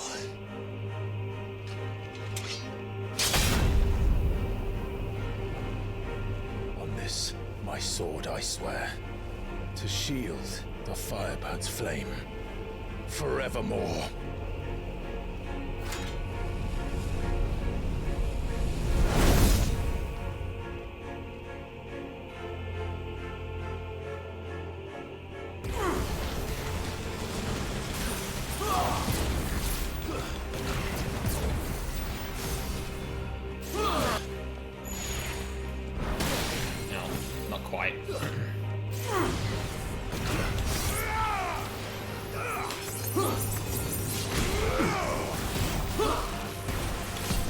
We know nothing of magic. Nice try.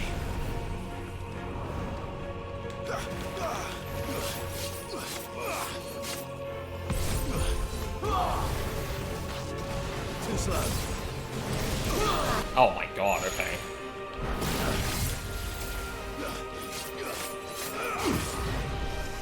Nice try. This is the work of my will.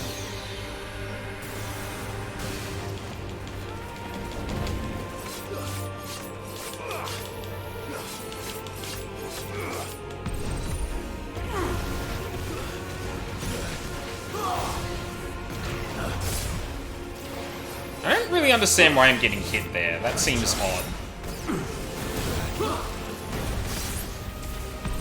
Perhaps this will break you.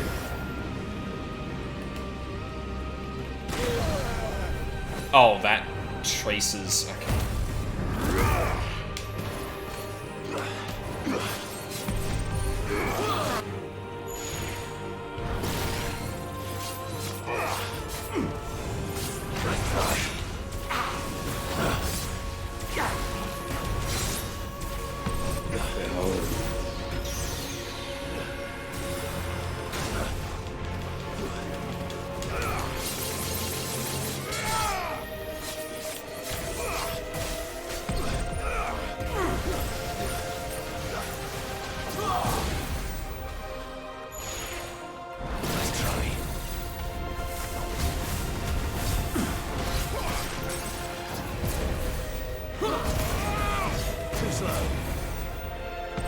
Bear witness.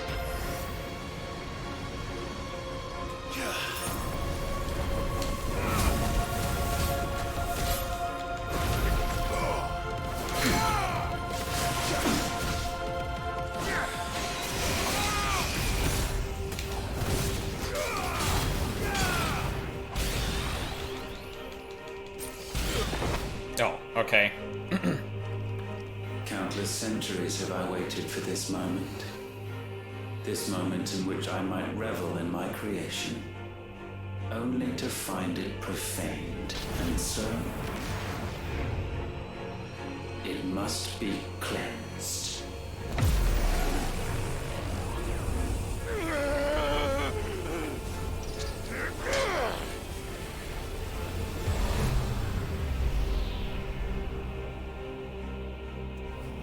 Sickness must be purged. Filthy rats!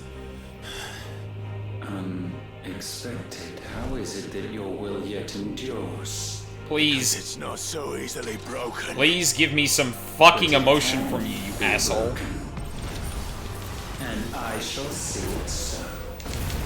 For such is my will. Oh. Oh. Try it.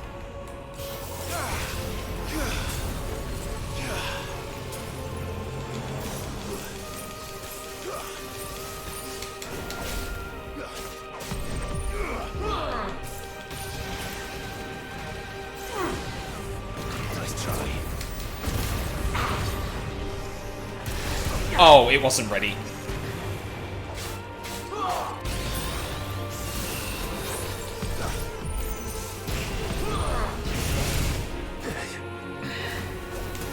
Break.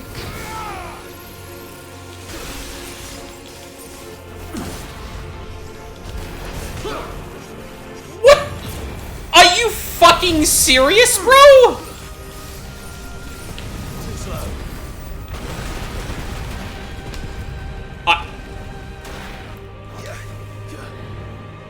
better.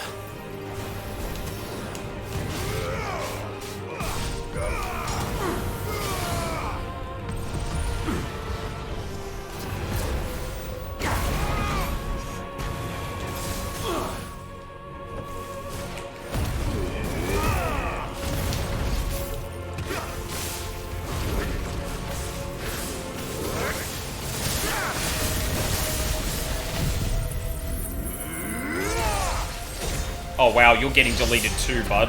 Holy shit! Why? What latent force feeds these flames? I sense more here than mere will. Is this Logos? Have you truly become free? No, I forbid it. You are not a god. You are but flesh and bone. You are not one of us.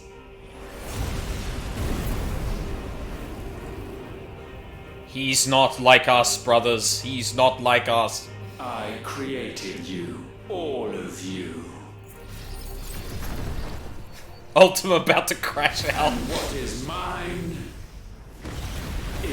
to destroy. Oh! Perhaps. But we are no longer yours. Our flames are our own, and they burn as one!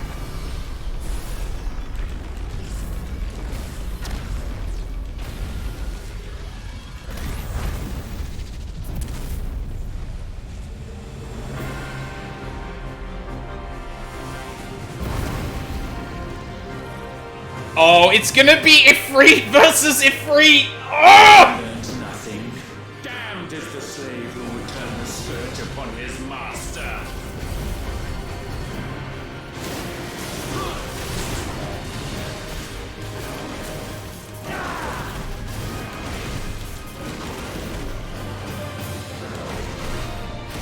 Background's a little busy, but...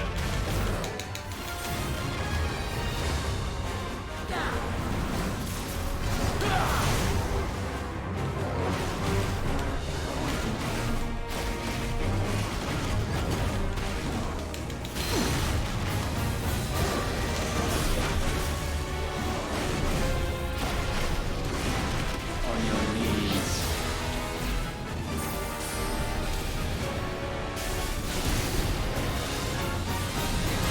Oh, shit!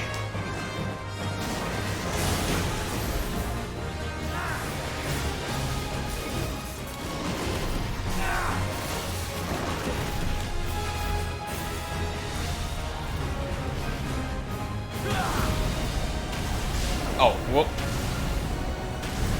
Submit.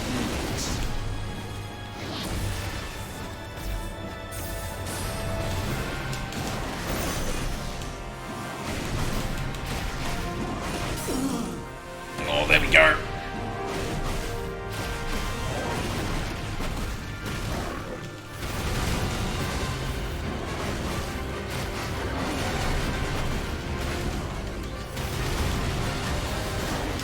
Bow before me.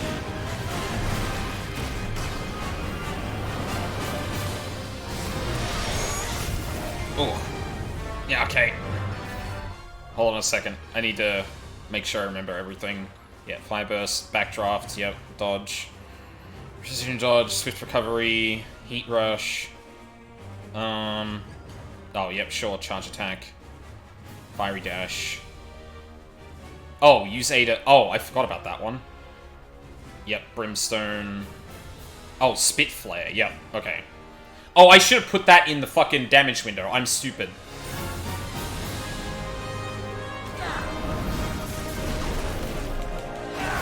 Ah, fuck. Every time with that one.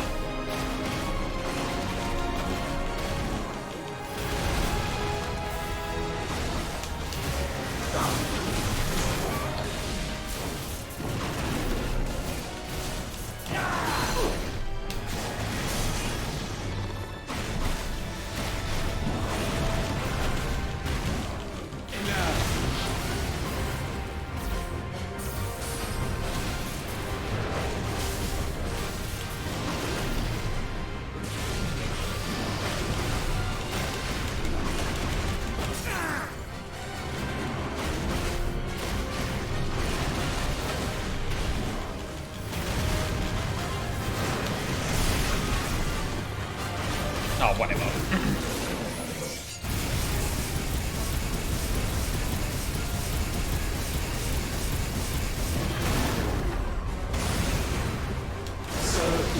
Oh, just missed it.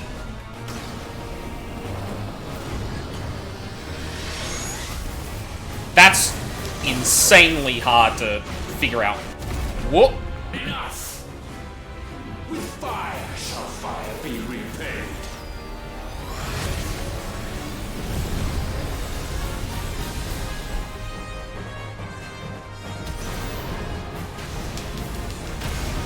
Oh.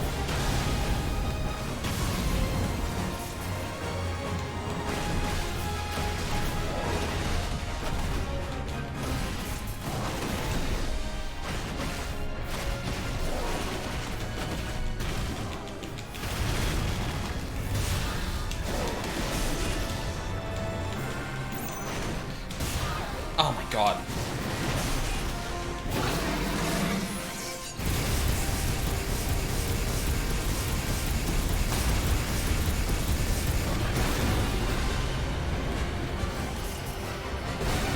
Ow.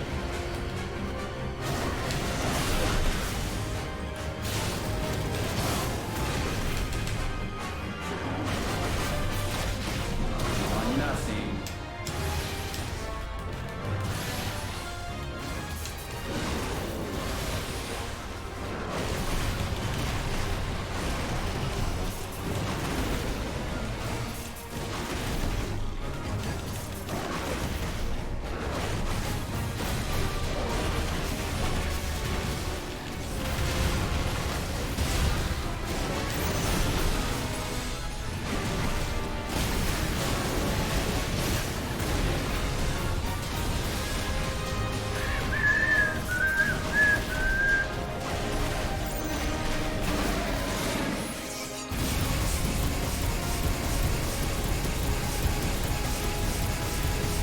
Your flames might consume mine.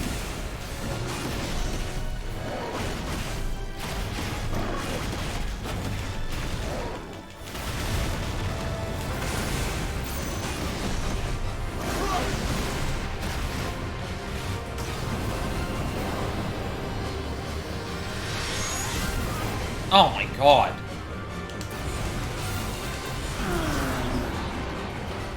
What is that? Uh-huh.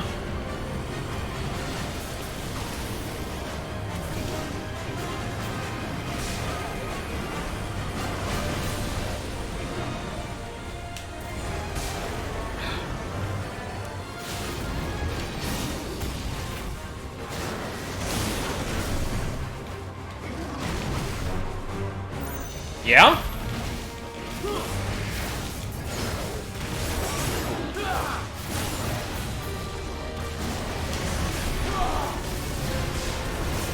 No!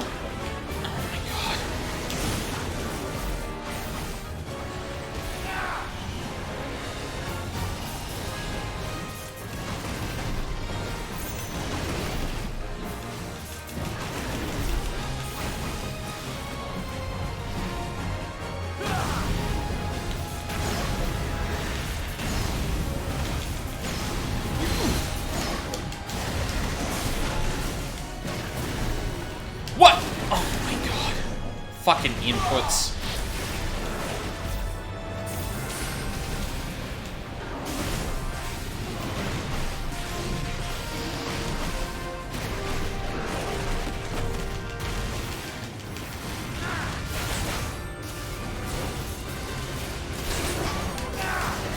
Fuck!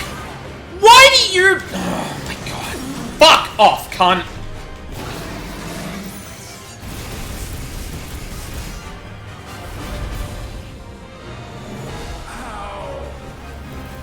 How is this possible?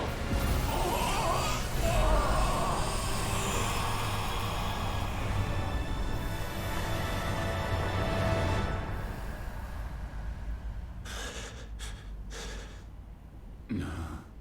No. No. My will is inviolable. Something is wrong. You're afraid. You always have been. From the moment the Blight exposed what you were, weak, you conceived us to prove otherwise. But the results shook you to the core.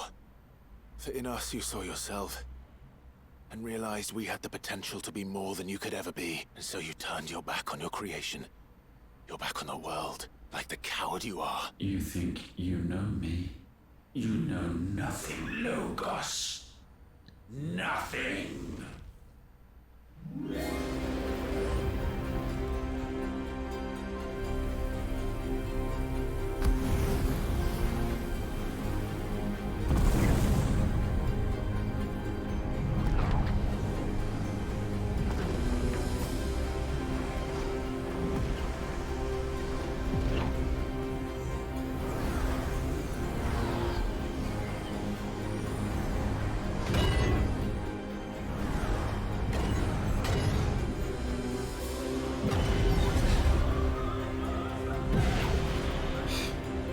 Right.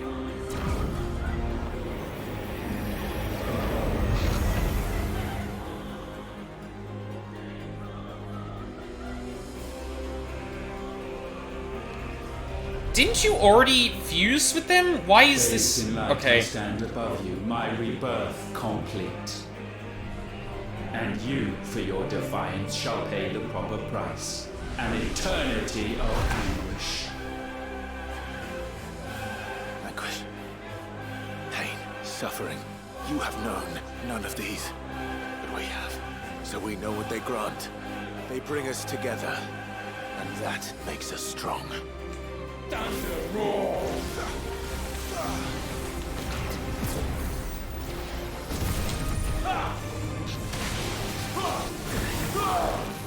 My will be done.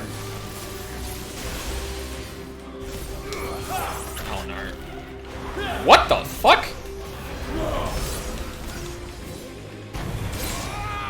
Petulant child.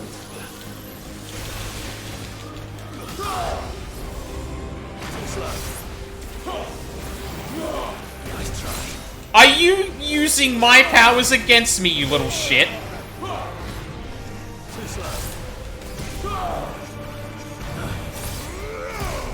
Why am I... Fuck!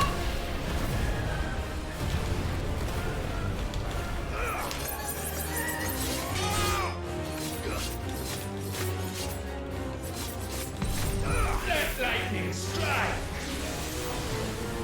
Nice try.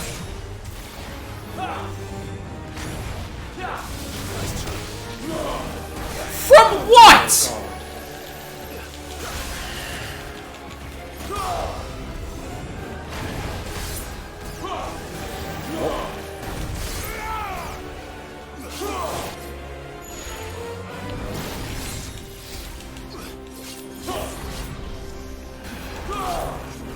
Too slow. Rise.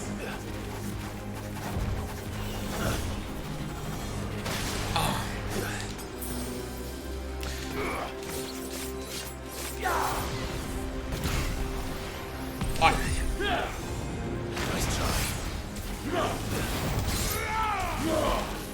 I will crush you. Too slow.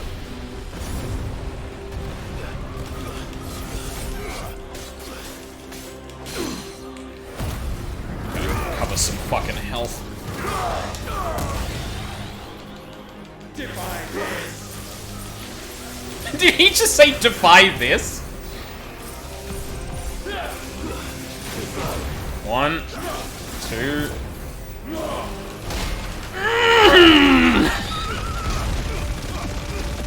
Fuck you!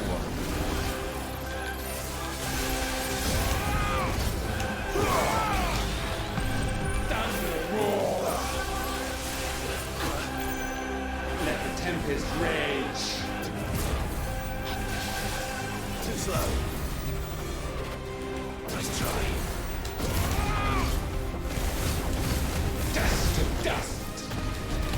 Oh. I didn't quite get it.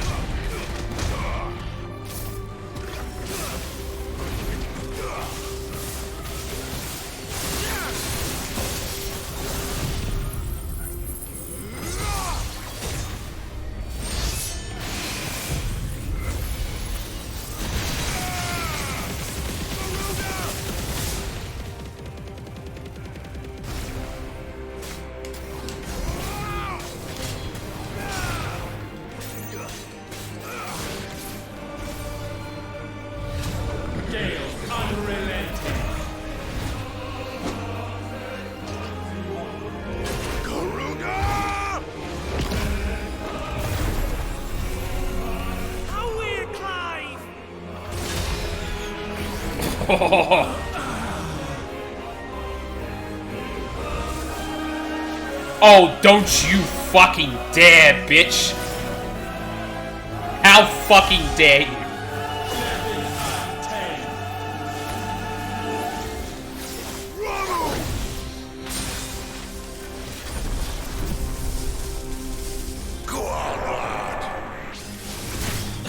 Go on, like that should not have said go on. That should have said go on.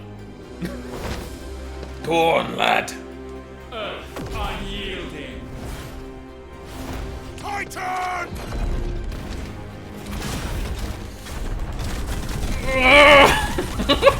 Give him out, Clive!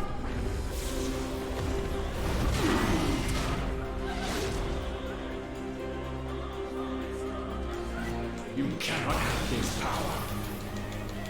It is not yours to take. Trust fall. Darkness spread.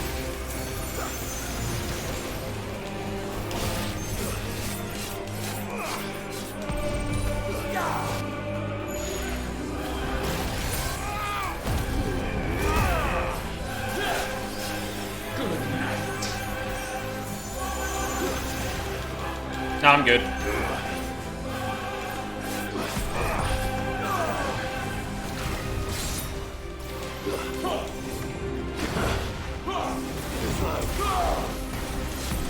Light shine.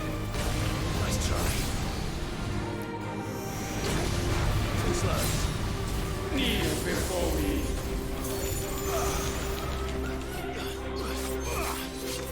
Sorry, Ultima. I played FF14. Will be purged. Nice try. Too slow. Let your blood run cold. Darkness spread.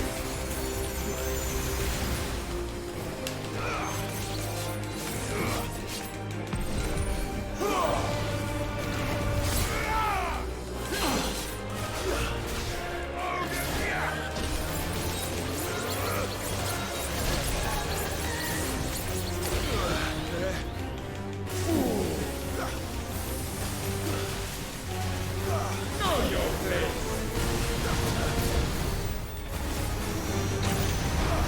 Oh, fuck.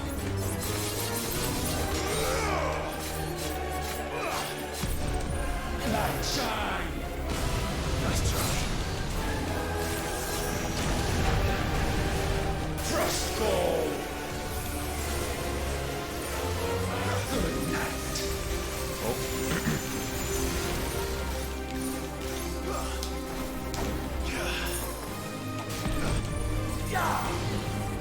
Nice try.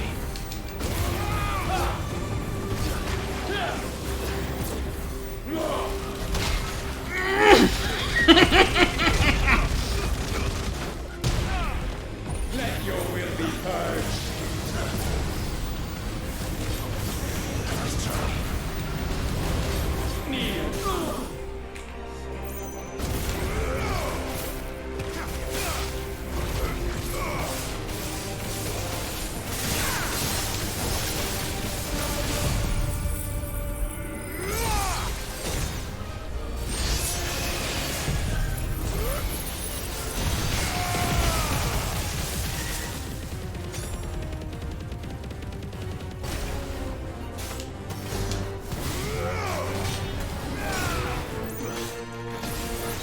Ah.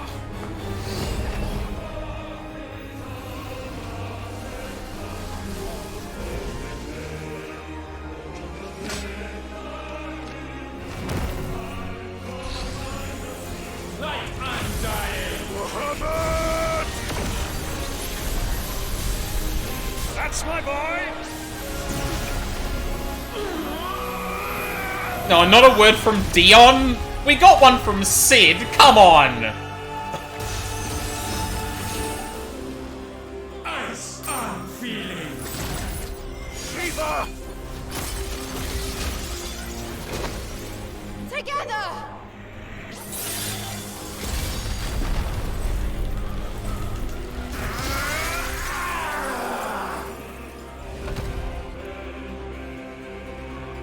darkness. Fuck you, game.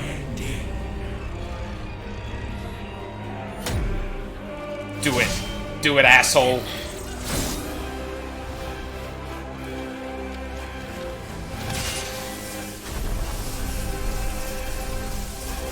Onward, my son.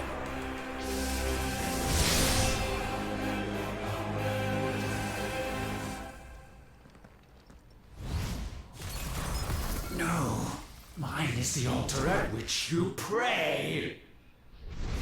Mine are the eyes that look down upon you all. Hey, wait, no, you can't do that. Still you cannot see. You are no better than us. We are one and the same. We are not the same. No man might stand beside me. None.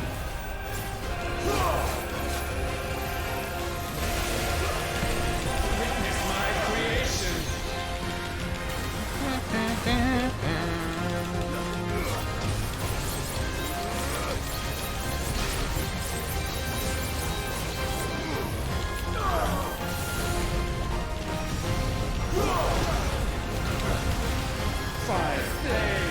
Oh, nope.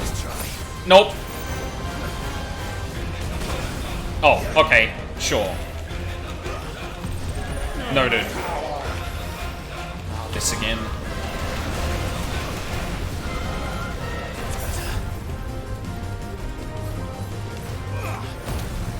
Okay. Actually, wait, no, that's dumb. I'm almost healed. Fuck. Whatever.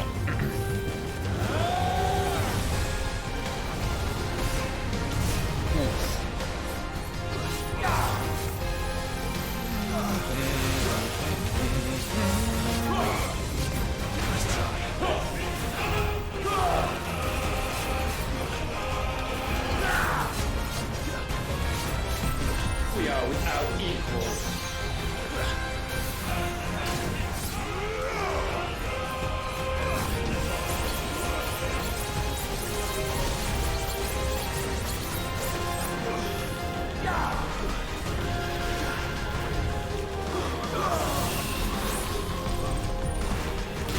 Oh.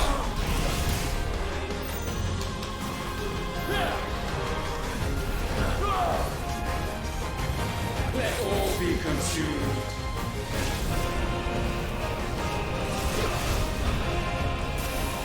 Did that actually... I don't think that saved me.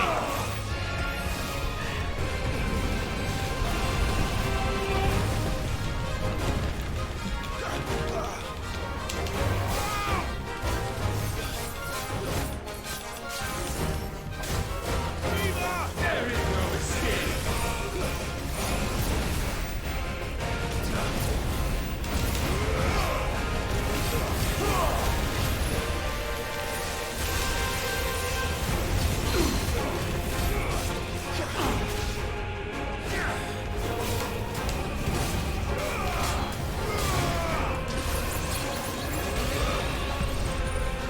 When all hope is burned away, naught will remain but ash. Uh-huh. Too slow.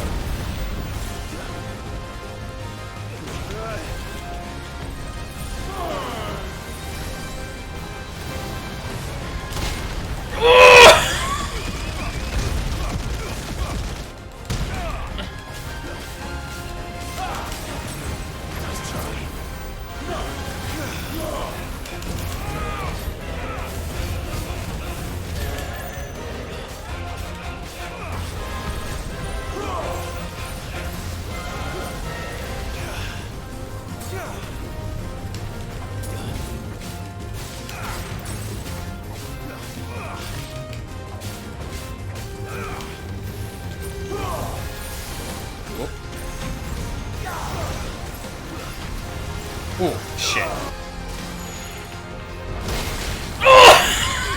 Oh, fuck off! Come on!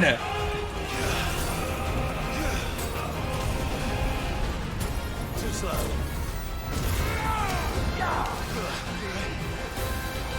Oh, yeah?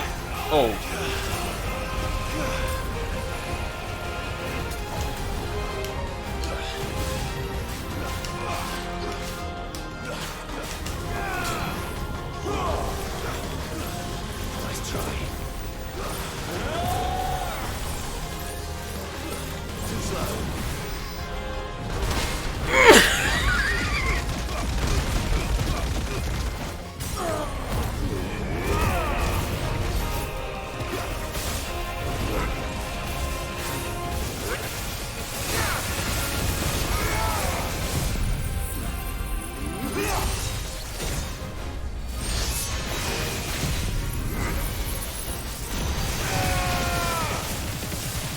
Oh, fuck. It stopped his health. God damn it.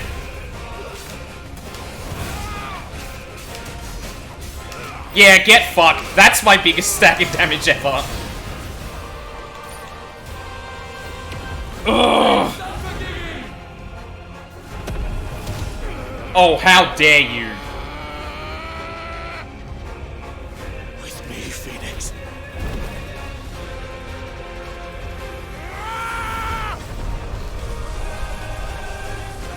Forevermore.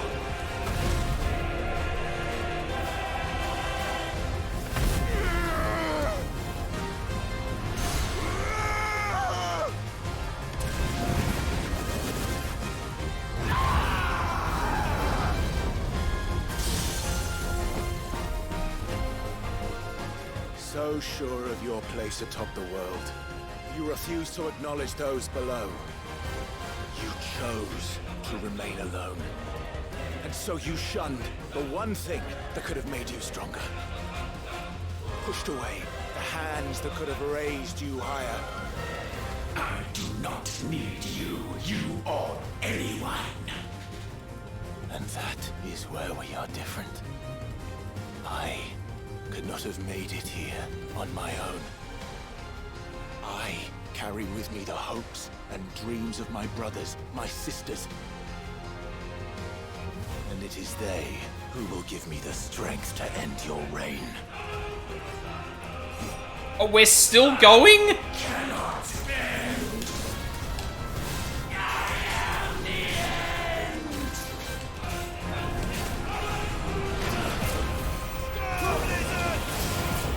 One more. Do it!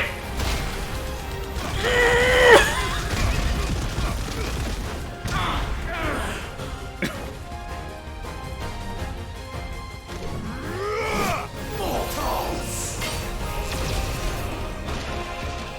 The world you seek is but a fantasy!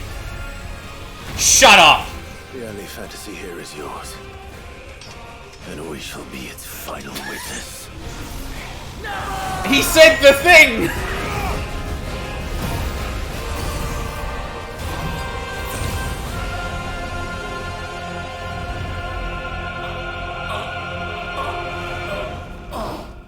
I said... it's over!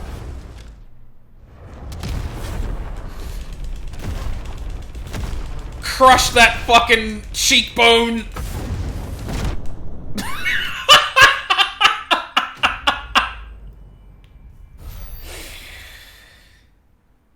Alright, this game's peak. Alright, video game. Alright, you know what? You got me. That was pretty good. That was pretty fucking good.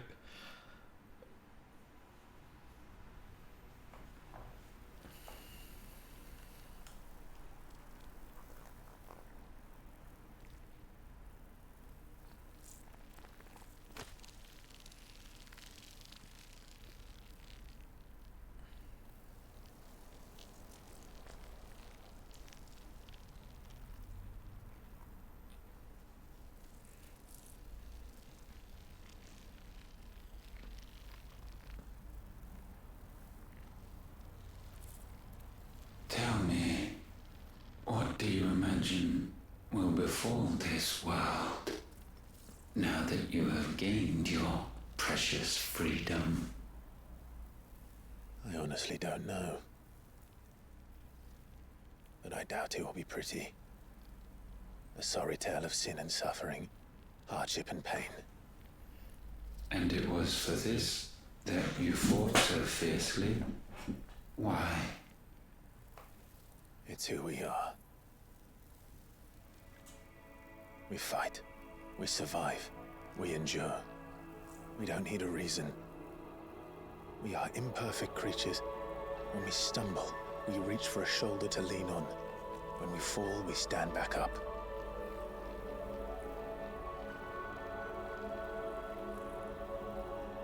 We see the horizon, ever out of reach, and still we march on. Certain the answers lie just beyond it. Because that is our way.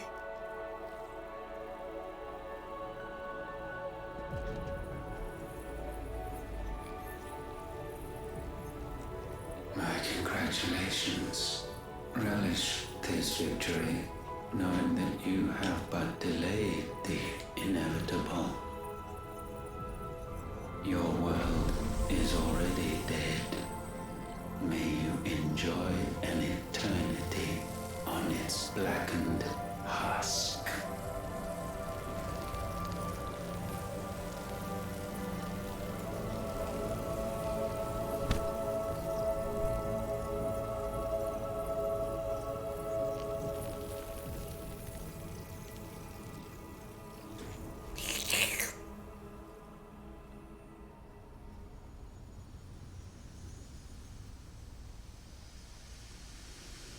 Pump that shit back into the earth, Clive.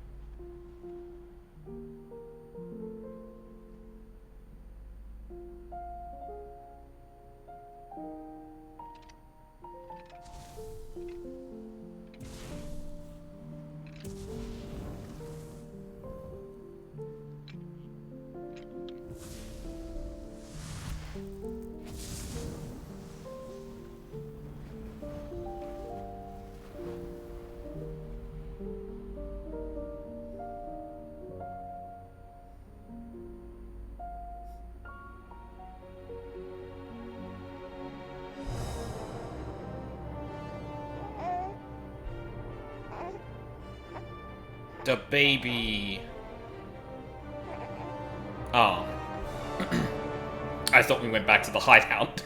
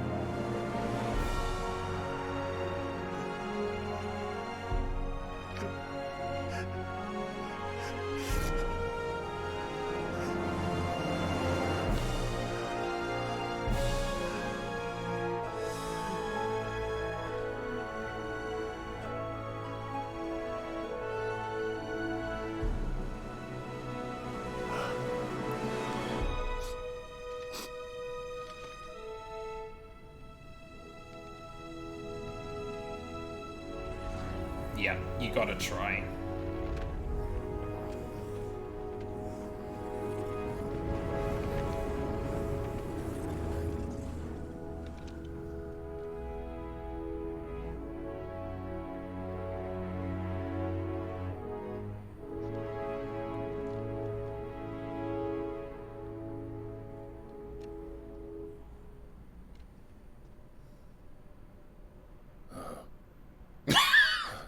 Alright. It seems Ultima's power was too great for this vessel all along. But while I have it, perhaps I can use it to set things right. And see Ultima's legacy.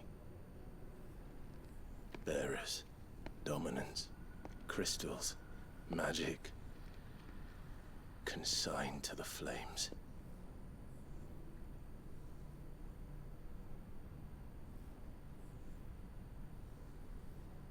Even if it means the end of me.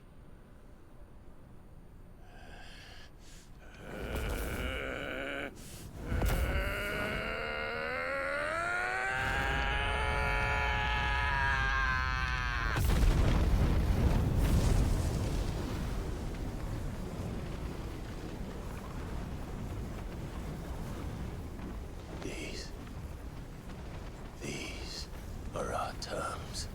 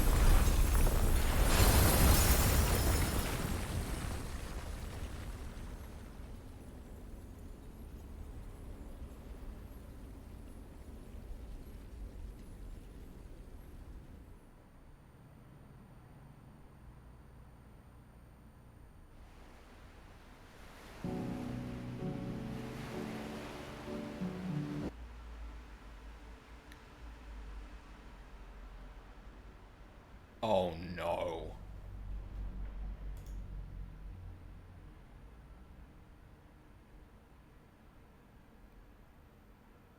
Oh, it crashed.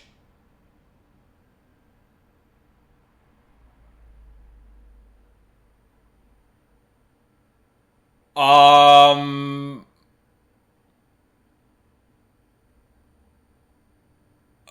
Uh...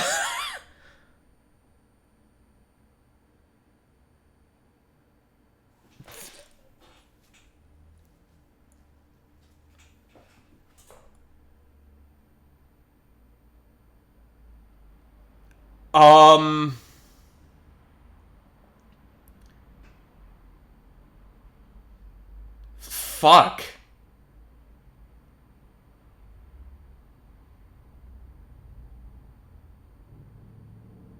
Okay.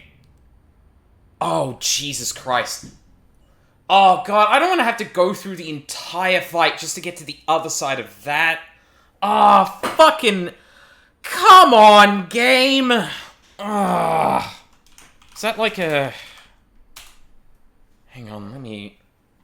I gotta take a look at the logs. What happened? 1226.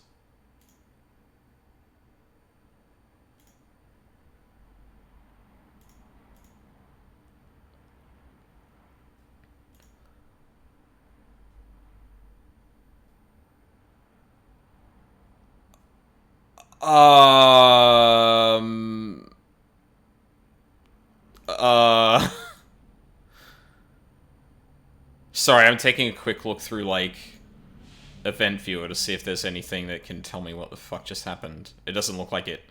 It looks like it caught it and just crashed out. Fuck me, dude!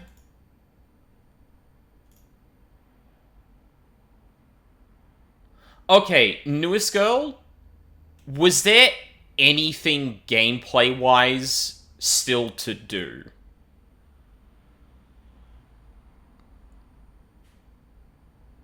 Like, is there any gameplay in that ending sequence, or is it all just, like, cutscenes and credits? Unless they added something post-launch. No. Okay. Okay. Okay.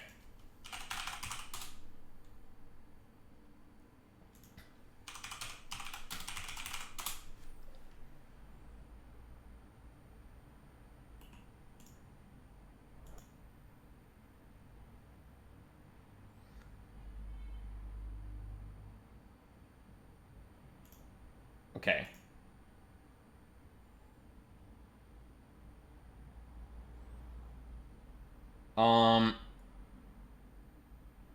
Might not see the full credits. I'm just, like, very quickly scanning through, not trying to absorb anything. Yeah, to the YouTubes. Yeah, that's what I'm thinking. Just kind of checking if that's... That should be good. Okay, hold on. Hold on. Oh my god, bro. That's fucking annoying as Well, So I was wondering, if I beat the game, what am I gonna do if I beat the game early? Or, like, you know, before regular stream time's over. And I guess my question is answered now, because, like, I can't go and do New Game Plus, I can't do the DLC or anything. Because I need to go back and beat the boss again! Oh, no! That's the first crash I've had with this game, too. Oh my god. And like, there it is, I think it's this one. Wait, no, hold on. You should be showing me a... Wait, what did that say? Secret scene? Okay, hold on. The video I just pulled up says secret scene as well. Newest girl, do you know anything about secret scene FF16?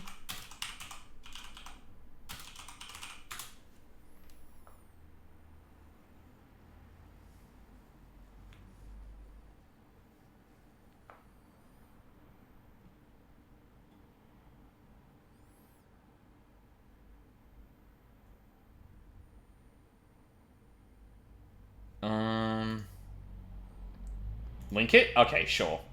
Hold on. Yeah, damn. This is, Jesus Christ. That is,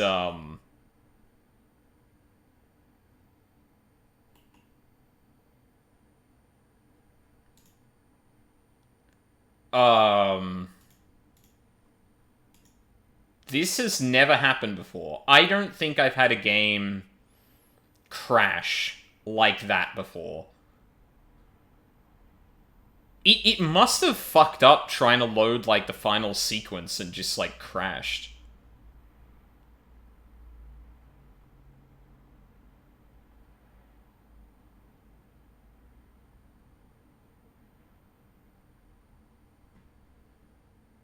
Oh my god. Alright, well, hold on. Let me at least, like, get this, yeah, there we go. Perfect. Get this ready. I'll wait on Newest Girl, because, she's a good person to kind of sweep that, just to make sure I'm, like, not missing out on anything, but, oh my god, dude, that's such a bummer.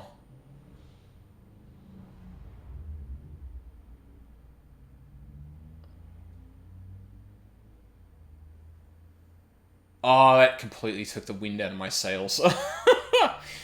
Like, that's not a mark against the game necessarily, but, like, yeah, I'm obviously gonna feel a little different if, you know, I'm not in the moment anymore because the game fucking crashed. So, I guess while I'm waiting, alright, mechanically, I love that fight a lot more than... I love that fight a lot more than Odin. Honestly, that structure should have been how Odin went, as well. Like, initial fight, icon fight, and then final fight just, like, a lot more raw. You're good to watch it. Okay, sweet, sweet. Alright, alright.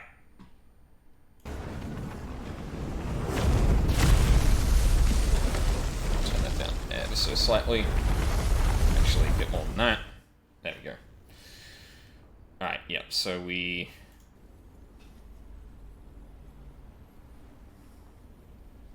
I guess, shout out to... Well, I've linked it in chat, so... Everything in this vid played when I beat the game. Awesome. It's the only thing is we don't have the subtitles here, but...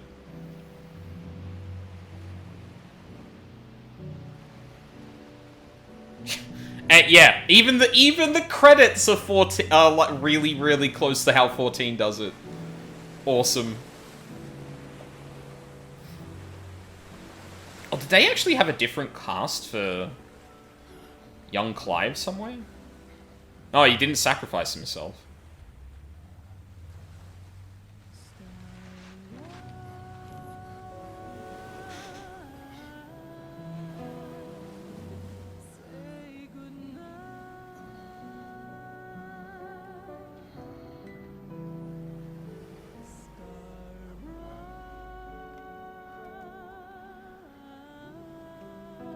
Oh.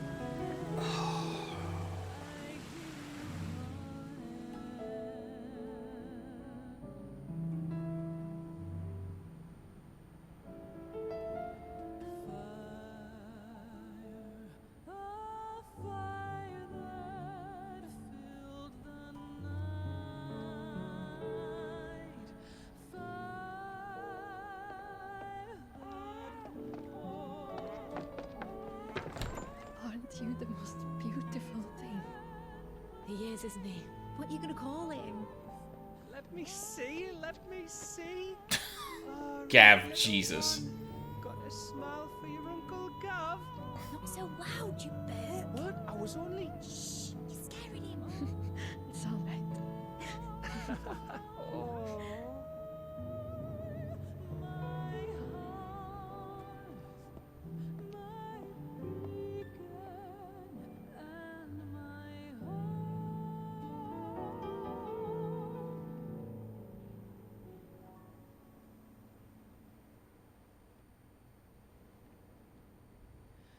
A sky of scattered tears,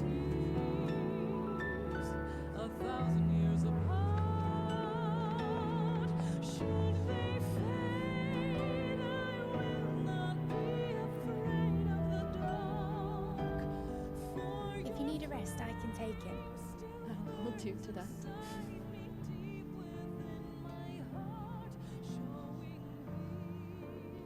world's yours now.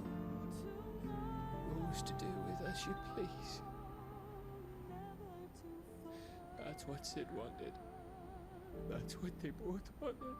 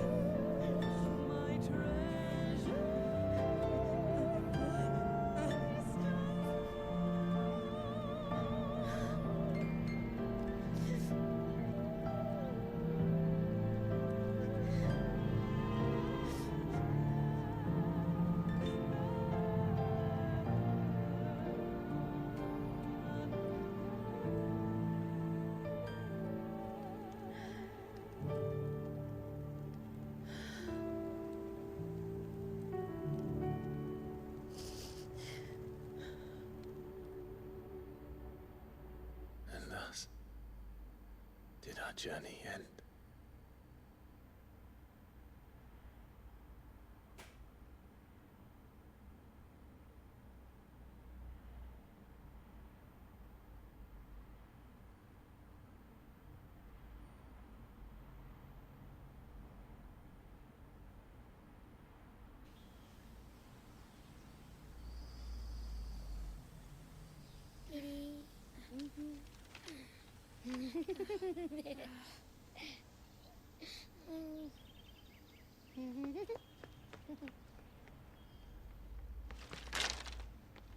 Oh. Every time. Will you light it? Yes, Mother.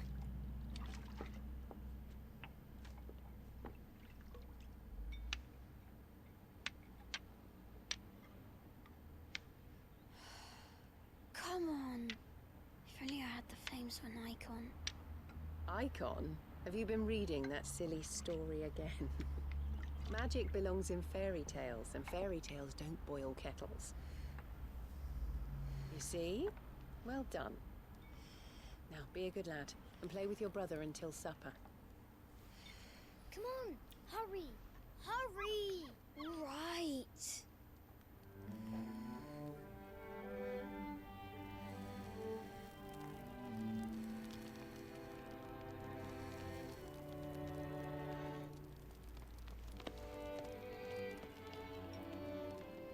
Right, let's play the saint in the secretary. No, I don't want to be Madu. What do you want to play then? War of the Icons! Again? Right. And I get to be a freak. Right, I'm the older brother. Because Bahamut says so.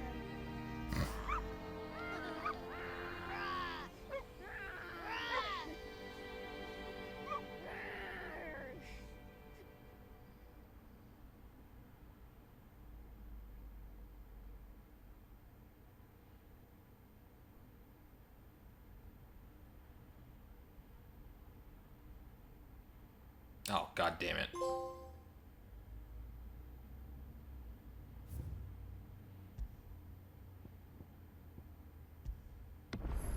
$38. That's rookie numbers. Alright.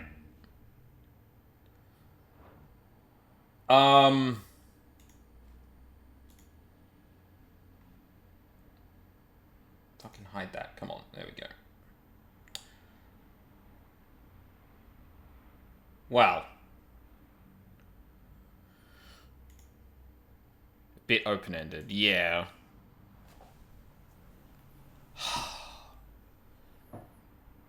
Okay. I'm surprised that ending actually kind of saved a few things for me, personally.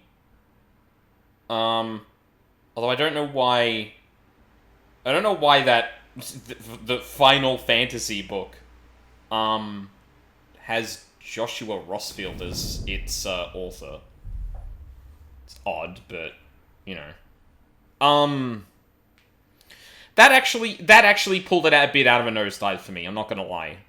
And like, I kind of thought this was the way it was going to go to some degree, where like, they're clearly trying to... That was a big part of the conversation after release. Yeah. Because, like, I could see, for example, that Byron just put Joshua's name on it, but I don't know why he wouldn't put Clive, for example.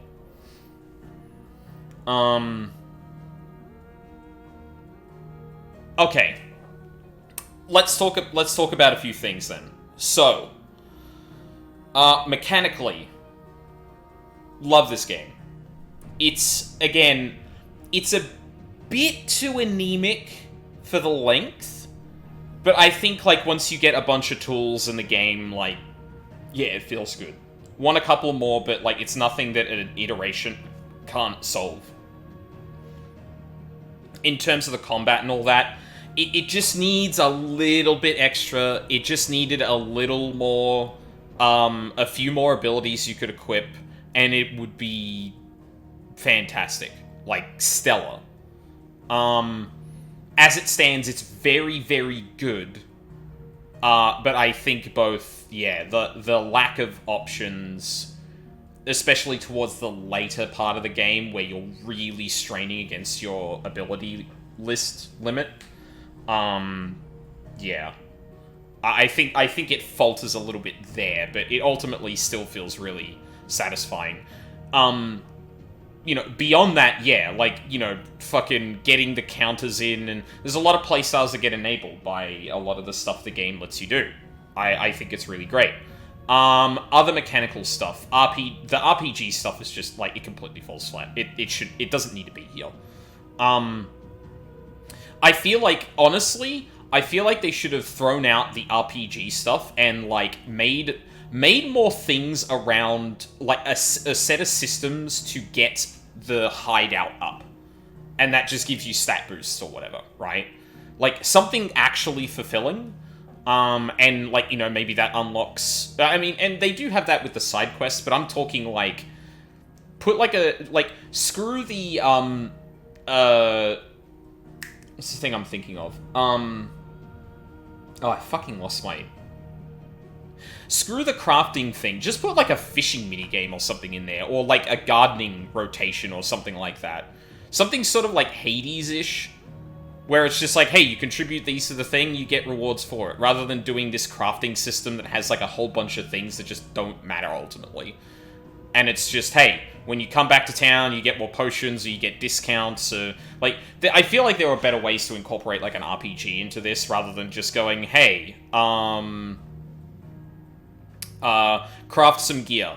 Here's, like, an ultimate recipe that you do need to be a completionist to get, but ultimately, like, everything else is just kind of... There's one extra option and stuff like that. Like, I'm thinking back to, like, the way that, like, Golden Sun handles its weapons and that, and, like, when you're crafting something, like, very specific and very good, and everything else, and any sort of medial upgrades are just things you find, or that are just in shops. But having this crafting system that clashes with the shop, like, very explicitly, too, just doesn't really do much, ultimately, in my opinion. Then you've got, the, like, lore stuff and the narrative stuff in terms of its mechanics. So, Hippocrates, oh no, Vivian? Fuck, I forget her name. That's really awful. But, like, the state of the realm and the timeline and stuff like that, and the, Vivian. Thank you. Thought I was remembering that correctly. That stuff, and the active time lore too, perfect. That, like, unironically, people should just copy that. People should just be copying that system. Pause a cutscene in the middle of it and bring up relevant lore. Here is a literal depiction of all the relationships in the game. Here is a map showing all of the active conflicts and shit that's happening in the game. Also, you've got a guy in the back that is just a glossary. Like, yeah, active time lore needs to stick around. That is, like, the best thing this game brings to the table, unironically. That system is phenomenal. Please steal it, everyone. Please do that. It's, so good to be able to pause and just, like, go back and have a look at things. And now, I will say the one criticism I do have of this system in this game is that, and I said this earlier in the stream, but there is one or two things I feel like it leans on that system to inform you of, rather than the story. And that's specific clarifications around, like, Ultima and who he was. Yeah, so, honestly, mechanically, look, a few blemishes here and there, but and clearly some things that either fell to the wayside or needed to be flat, probably to meet a deadline, I'm not gonna lie.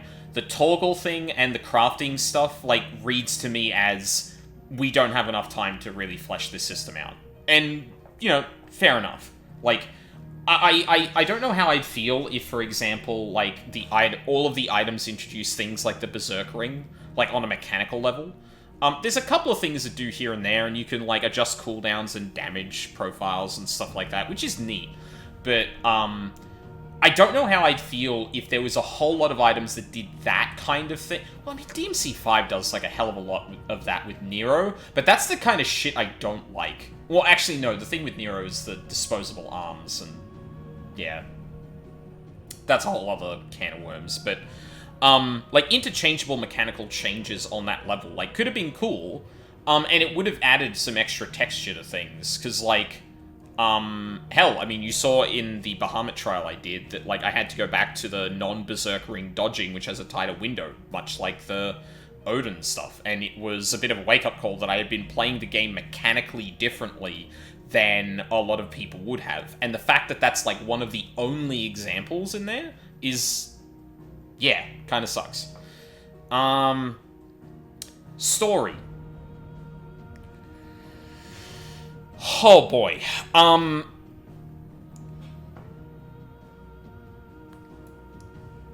So...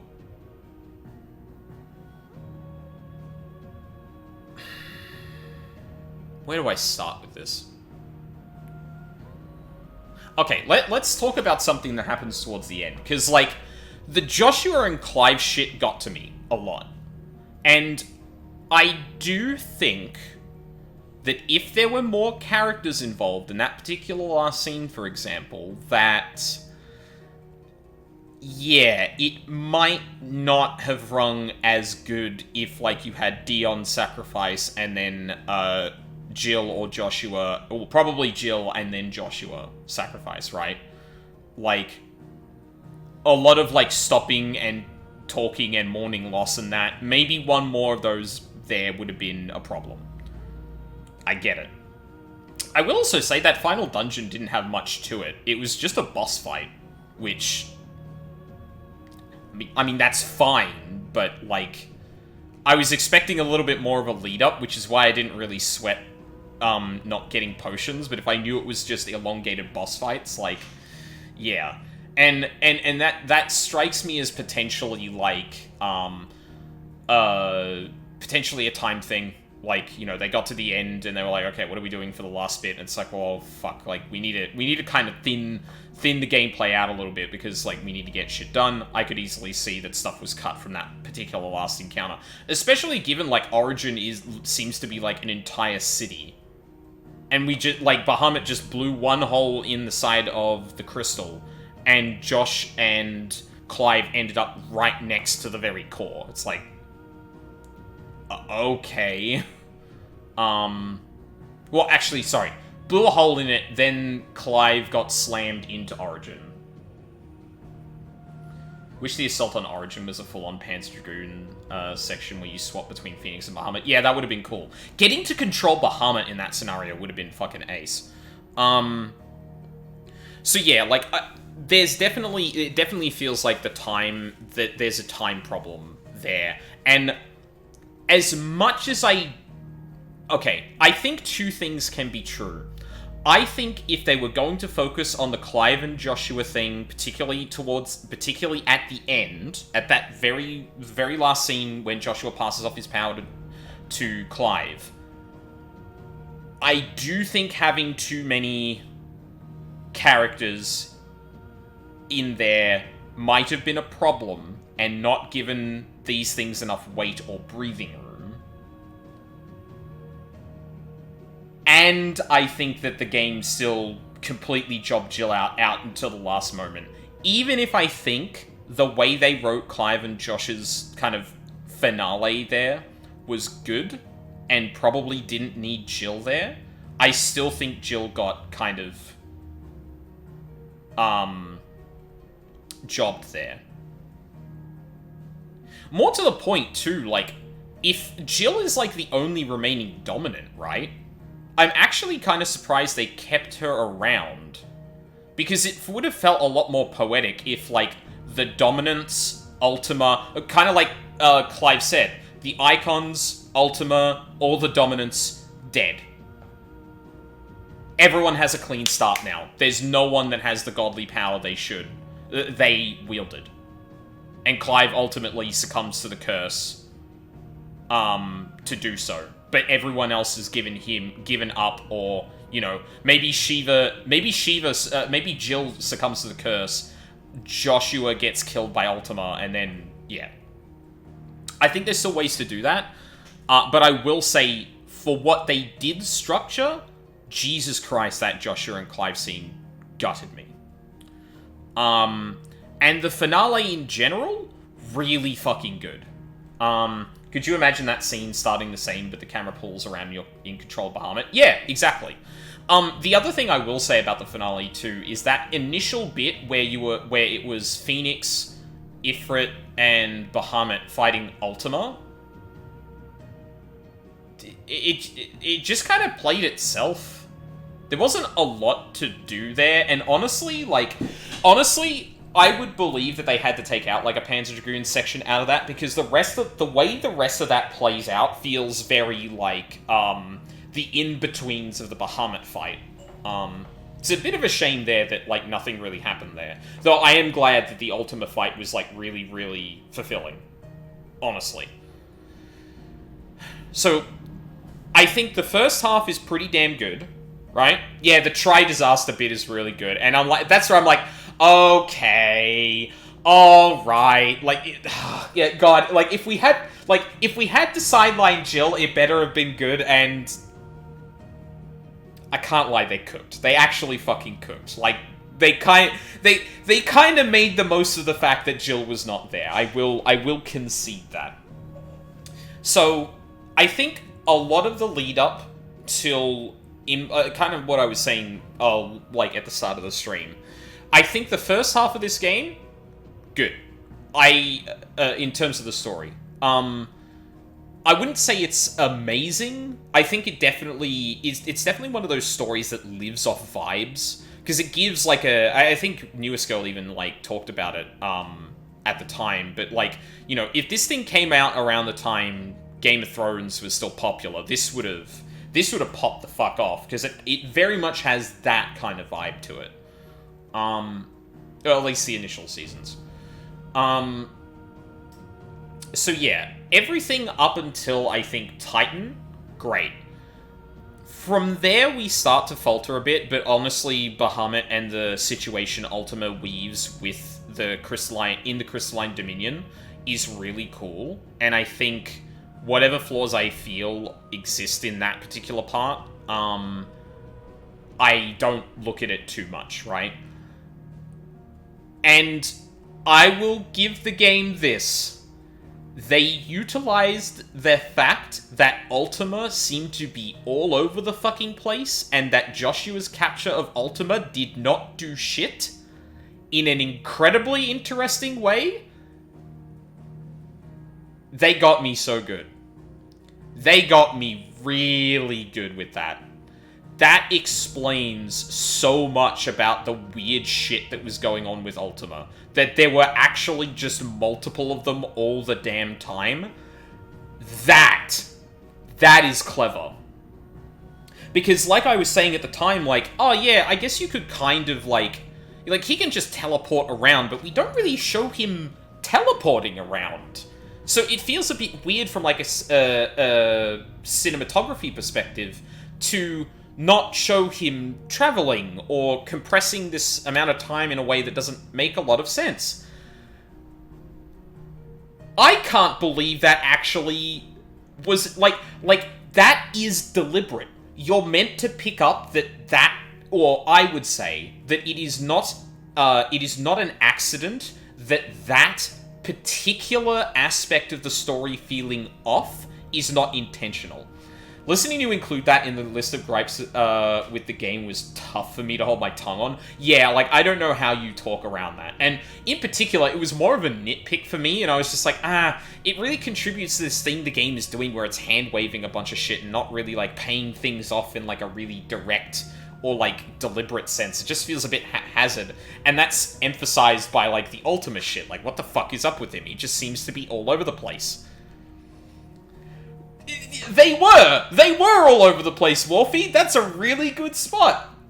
I would just shut up and let you go off. Yeah, no, that's great. Honestly, that is a very, very clever use, and honestly, surprisingly subtle in certain aspects. Because it's not incongruent with a bunch of other things that get kind of, like, contracted in terms of time or hand-waved. So it just feels like it's a little bit in there, but, like, that payoff specifically, I think, is fucking fantastic. I think it would have worked a bit better if there was less of the hand-wavy and condensing things, so it stuck out a little bit more, and I didn't, for example, just chalk it up as the game just not really balancing that part of the story particularly well.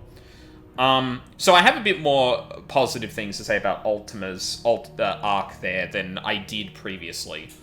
And I could nitpick, like, some of the finale and stuff like that, but yeah. Ultimately, I was more positive on that particular aspect of the story than I thought. I will still say that I don't think the game does a particularly good job of setup and payoff. Not setup and payoff. Like, again, more building foundation and capitalizing on it. Because I feel like the only bit they got right there was making it feel weird that Ultima was just kind of wherever. But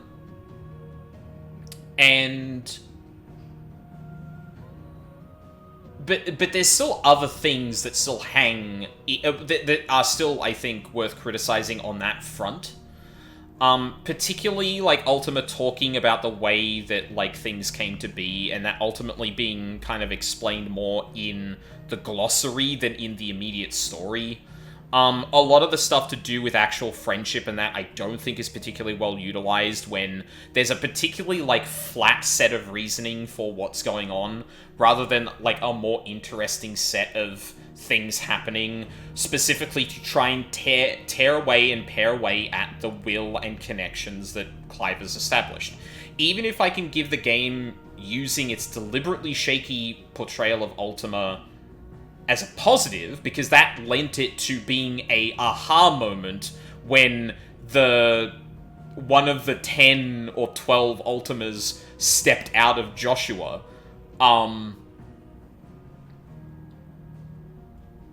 Even if I could give it that, the rest of it doesn't have a payoff that's nearly as close. I don't think... particularly everything to do with Barnabas and Ultima leading up to the final confrontation is, I think, completely underutilized. And pointless in some ways. Which leads us to the elephant in the room. Or should I say the icon in the room.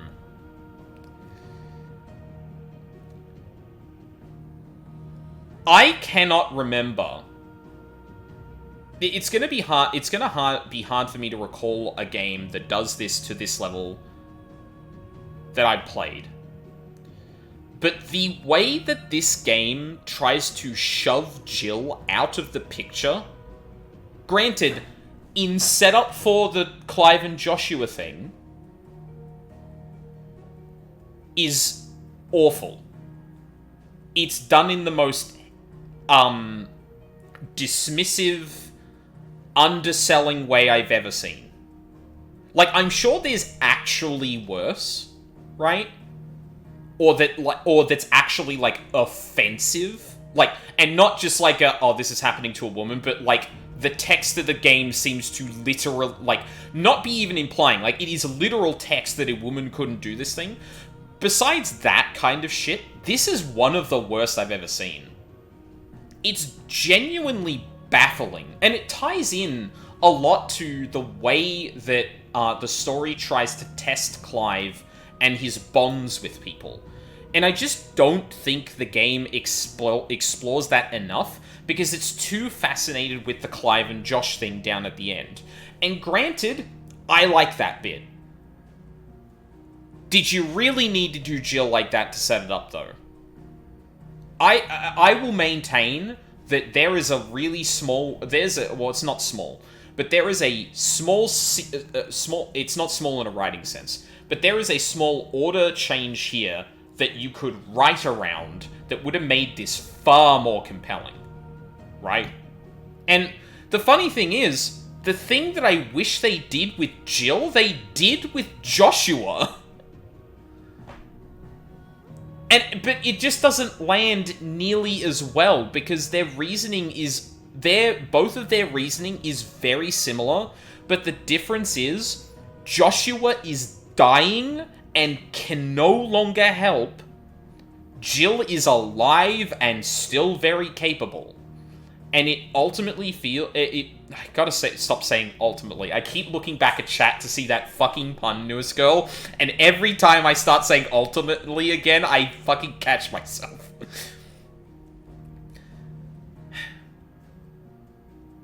Because what it leads to, what it looks like from the broader perspective is that we needed to keep Jill safe. And, the fact that she's one of the last dominants makes me kind of wonder, are they leaving open a possibility that, a Final Fantasy 16-2, where, Jill is an old woman and the only person who remembers about the icons and that, and then some shit starts happening with either the Blight, or maybe maybe someone uncovers what actually happened and starts seeking the power of Ultima. Outside of that, it does really feel like just...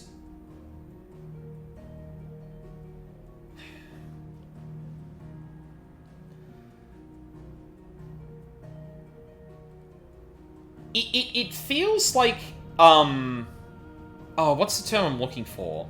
Baby gloves? No. It feels like the story, after the abuse arc finishes, mind you, treats Jill as a very fragile person. And, I think there can be some good parts to that. I like when characters are vulnerable, because I think it allows a lot of story to unfold, character arcs to grow, and for characters to just express themselves. But always being in the position, from the story's perspective, of the person that's in trouble, the person that's not capable of doing the thing, the person that has to give up to help someone else and has to stay out of things thereafter. This just does not read to me as compelling after the initial arc Jill goes on. And because the game is doing this toward a narrative purpose later on, it feels even more purposeful and I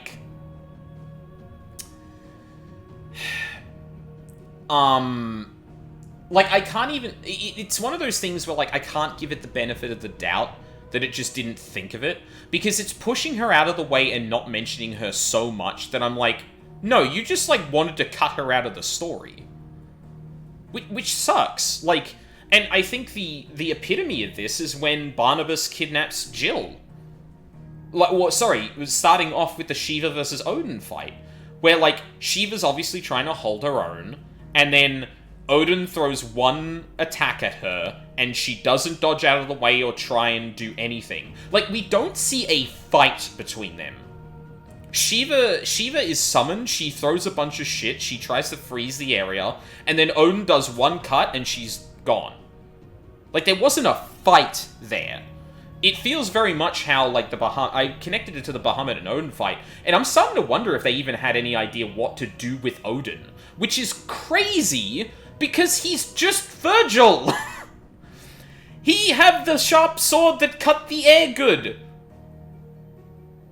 There is a lot of shit you can do to, have an interesting fight with that. Yeah, no, exactly. I hear you, newest girl. Fucking,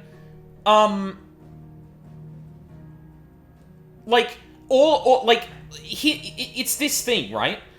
Clearly the power balance is not here. Odin is strictly stronger than most of the other icons, just because of his ability set, right? Bahamut probably has, more raw power, but Odin is, is far more focused, right? All of that power is in one slash. You're not getting around that. Bahamut, you might be able to, actually kind of, shrug off a little bit just to get in there, but, Odin is too quick and powerful. And rather than sell that in a way that demonstrates how, even tactical thinking and outmaneuvering is kind of not enough with Odin. Like, you do actually need to confront the raw power he holds. You don't sell that when Jill gets jobbed out the way she does. And you also don't do that the way the Bahamut and Odin fight kind of just fizzles out. And from there, Jill, and it's not the first time Jill gets jobbed out, but from then on, Jill is, like, sidelined, in my opinion. And she does manage to get Clive out from Odin by, like, freezing things. But, like, the thing that really annoys me is that I feel like we get a better sense of every other icon's, like, full capabilities, right? And we don't with Shiva. And that's because the narrative doesn't care to give Jill the moments to, revel in her power more than she does. And for a person who sticks around in the games as much as she does, and as close as she is with people like Clive and Joshua, the fact that we really don't get to see her, like, flex and, show off her powers, as opposed to just, like, barely holding back what's going on. One in the fire thing where Jill holds off the flame, or the lava or whatever, and then, you know, using the frost to get Clive out, using the frost to halt Odin. Like, yeah, she just doesn't really get a lot of time to, like, show that. And, like, I can understand, like, I might be able to say that it was a strictly good decision to invest more time in Clive and Joshua to be able to make that sell as hard as it could. But that doesn't stop Jill from being done an injustice, in my opinion, being completely sidelined, and how that reflects in the narrative ultimately, because one of the main players of the game is just treated like someone for the main character to date. And it really, really bothers me the way the game just kind of dismisses it. Like, we can talk about the actual benefits of writing it the way they did. They still wrote it the way they did. Even if it's under pressure, even if it's trying to clean up the narrative, all that kind of shit. That doesn't stop it from being in a state where Jill is completely dismissed by the narrative after her arc is done. They didn't even give me a real romance. Yeah, like, I really don't... Like, I found it compelling, but I ultimately found Clive and Joshua's thing more compelling and moving. Because, well, A, because of the gripes I already had with how Jill's story was being told, but, like, we don't really get to see her grow and interact the same way Clive, Joshua, even Dion, to some degree, too. Last two FF games have been a boys' club, and I'm sick of it. Yeah! What, not even... Like, well, okay, I can't speak to 15. This isn't even a boys' club necessarily, but, like, they've got the token girl, but she's not even one of the boys. She's very clearly distinct from them, and that fucking sucks. Don't do that! Yeah.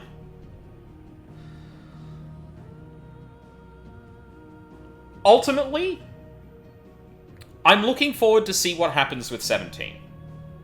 I'm very curious. I'm curious where a next mainline Final Fantasy goes.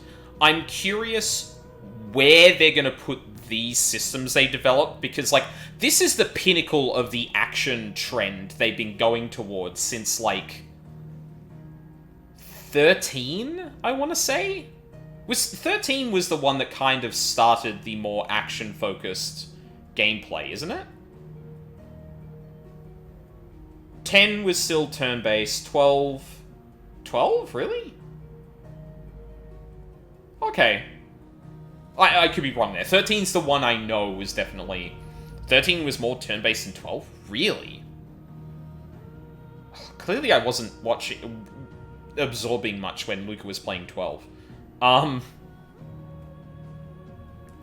But yeah, in terms of the main lines, 13.3 was an action game. Oh, okay, maybe that's what I'm thinking of. But like, very clearly they've been toying with Final Fantasy games that are action. I mean, look at the 7 remakes, right? This doesn't... I don't think they've quite melded the RPG elements in with the action, but in terms of the raw action, Jesus fucking Christ, I want to see more of this. I really do. I like the whole stagger burst window format. It feels really cool. In terms of like the gameplay flows I've encountered with the character action games, like I don't think DMC 5 or Bayonetta 2 and 3 are going to be topped by any of them. I would put this more in the tier of Hi-Fi Rush, where it's like, that is fucking excellent. It's not literal pinnacle peak, that is just excellent. And again, 16, it's funny I bring up Hi-Fi Rush, because I feel like 16 and Hi-Fi Rush had very, like, distinct things they wanted to do with, on top of just the regular character action combat. Hi-Fi Rush is very much about the rhythm stuff, so everything happens on the beat. You do things on the beat, you do them better, and that means there's a lot of structure and ways you can teach the player to keep going. For 16, it's a lot of, yeah, just batter the enemy, and then when you break and you can do some things when they half stagger, and then when they full stagger, you unload into that motherfucker, and you're gonna see big number, and you're gonna be happy about it. And I guess something I brushed over mechanically, it just needed a little bit of something. They really need, if they iterate on this, they really need to think about how they're gonna spice up non-ability combat getting the stagger bar down. I really feel like they need to rethink, well, they need just something. I think the 7 remakes hit the balance the best, but this is a super respectable character action game. I've been trying to figure out combining RPG and action for like 15, 20 years. I'm going to be honest, I'll be disappointed if we don't get another game with this kind of action in Final Fantasy, from just Square, from the people that did this. I'd be really disappointed if we never saw another character action game and all the rest of the Final Fantasies were far closer to 7. There needs to be a lot more work done in the character action side to meld that with the RPG, or even determine how much of an RPG that game needs to be. So yeah, like, mechanically, there's a lot of shit I really hope carries forward. The narrative stuff, the combat, I really hope we see more of it from them. Story-wise, Jesus fucking Christ, whoever was a part of writing Jill or whatever, please, for the love of God, do not let them write the next one. I would assume that the 14 and 16 team have been merged and resplit. Yeah, probably.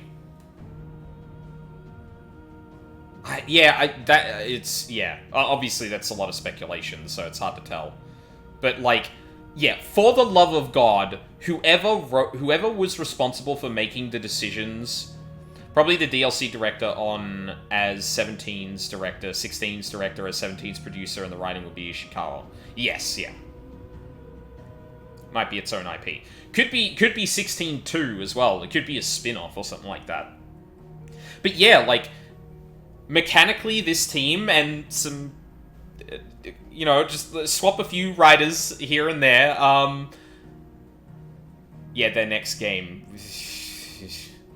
The next game from Square for Final Fantasy. Let's put it that way, because obviously things aren't set in stone when it comes to a company that fucking big. But yeah, like, that's ultimately what I leave this with. Like, honestly... Oh, and one thing we haven't talked about, spectacle. That's up there with Bayonetta. Might actually have peaked beyond it. I'm not gonna lie. Bayo hit some fucking peaks, and god damn it, does this game... The fact that this game is leaving me questioning if sequences in this rivaled or succeeded Bayonetta is, like, this game fucks. There's major there's one or two major problems with it, and a little bit of, like, a little bit of problems more broadly. But, like, god damn, they fucking did it. Bahamut sequence is immaculate. Yeah. Like, I feel like the only reason I'm going to be docking points from Ultimate, probably, is that I feel like the sequence where you go back into Ifrit form is a little too busy with the background. That's a weird nitpick, but it takes me out of the gameplay because it's a bit harder to read what's actually going on. Whereas the background during the Bahamut thing was a lot more flat. It was a lot more like just space, and rather than like cosmic in between Gurren Lagann fucking dimension. Yeah. So, like, mechanically, please take a lot of this forward. Spectacle-wise, goddamn, you guys nailed it. Narrative... I appreciate what you tried to focus on, probably given constraints, but, like, goddamn, dude, you didn't need to do Jill like that. There are ways you could have made Jill a lot more part of the story. And it feels like a cop-out to do her the way they did. Yeah. Anyway, I think that's probably a good time to break this off now. We still got some DLC to do, mind you. But, I need to go and beat the game again, and I don't really want to do that right now on stream. Because, yeah, I need a bit of a break. So, tomorrow we're going to be doing Ace Attorney. Mina and I are back, doing the thing. Plans going forward. So I've got a couple of ideas. I do want to take a break before I go back to the DLC on this. I'm not quite sure how long the DLC is.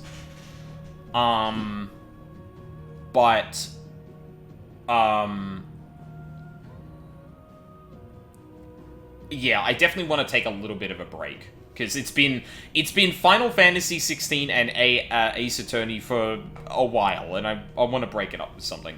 One of the things I'm thinking of is going back to finally beating the last bit of the pristine cut in Slay the Princess. I still need to figure out a thing to do. 3 to 4 to do both and all side stuff in my own. You reckon, like, do you reckon that's, well, given me, you could probably add another hour or two on that. You reckon that's like a 2-stream thing? That feels like a 2-stream thing. Like, maybe 1 each or something like that. Oh, sorry, you're saying 3 to 4 to do both. Okay.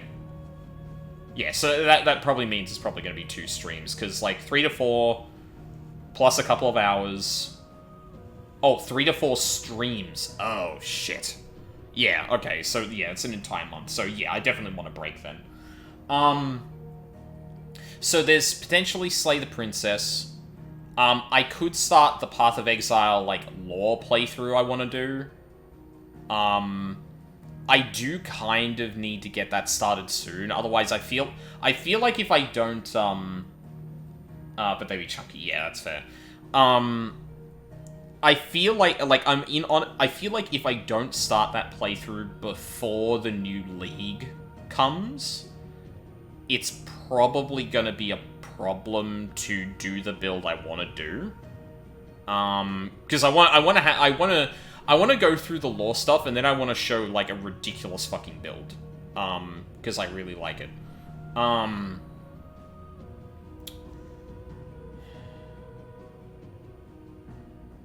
So yeah, Slay the Princess. Slay the Princess is probably going to be a single stream. Path of Exile, it might be, honestly, that might be 3 or 4 as well. There's a couple of other miscellaneous games I could throw in. If I do decide to do Slay the Princess, I might pick up something else that's kind of short that I could go through. But yeah. So, I guess, like, broadly, we're not continuing the DLC next weekend. I'm gonna think of doing something else. But I will return to it. I just need, like, a little bit of a break and to let it settle on that. And plus, it gives me a little bit more time to potentially, like, if I do run into that crash again, like, look into it and investigate it. Because I don't want to have the pressure of trying to fix that before the next stream, or before next weekend, and then not finding a way to do that, and that just kind of, like, making everything feel shit. But yeah. God, this game is frustratingly good to being incredible.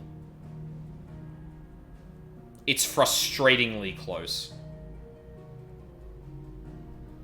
And unfortunately, the thing taking it back, in my opinion, is like that huge narrative blemish.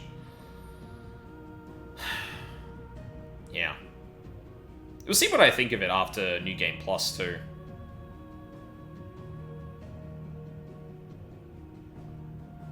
I don't know if I've got anything else to say. Alright, so.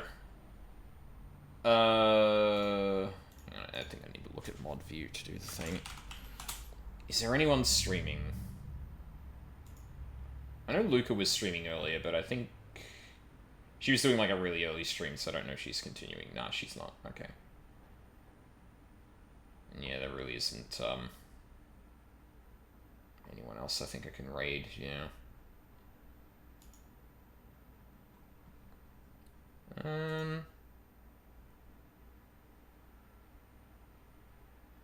Who's playing 16?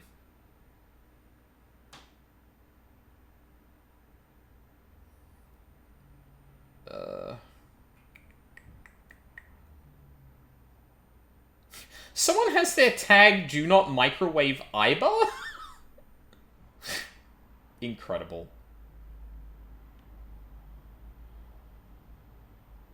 Oh, I think we've only got the one, yeah, there's only one. Okay. Yeah, no, we'll just leave it.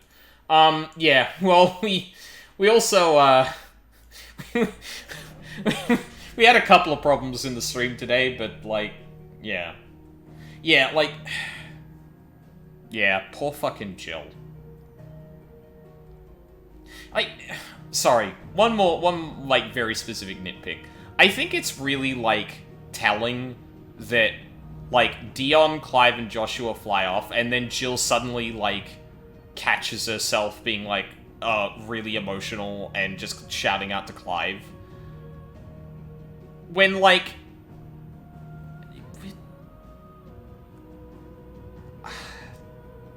It just feels like an unnecessary flourish.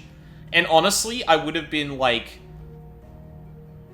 even if you're doing the thing where, like, oh, Jill's fragile and all that, like, I would have loved to have seen a flash of resolve and just, like, she gets a little bit overcome and tears start streaming, but she's, like, she's solid. She's like, get him, Clive, and, like, something like that. But no, we just, yeah, I don't know. Misogyny is a hell of a thing, y'all. Yeah, so, thank you very much for watching live or on the VODs. I really appreciate it. I hope you all have a lovely day, and I hope to see you all next time.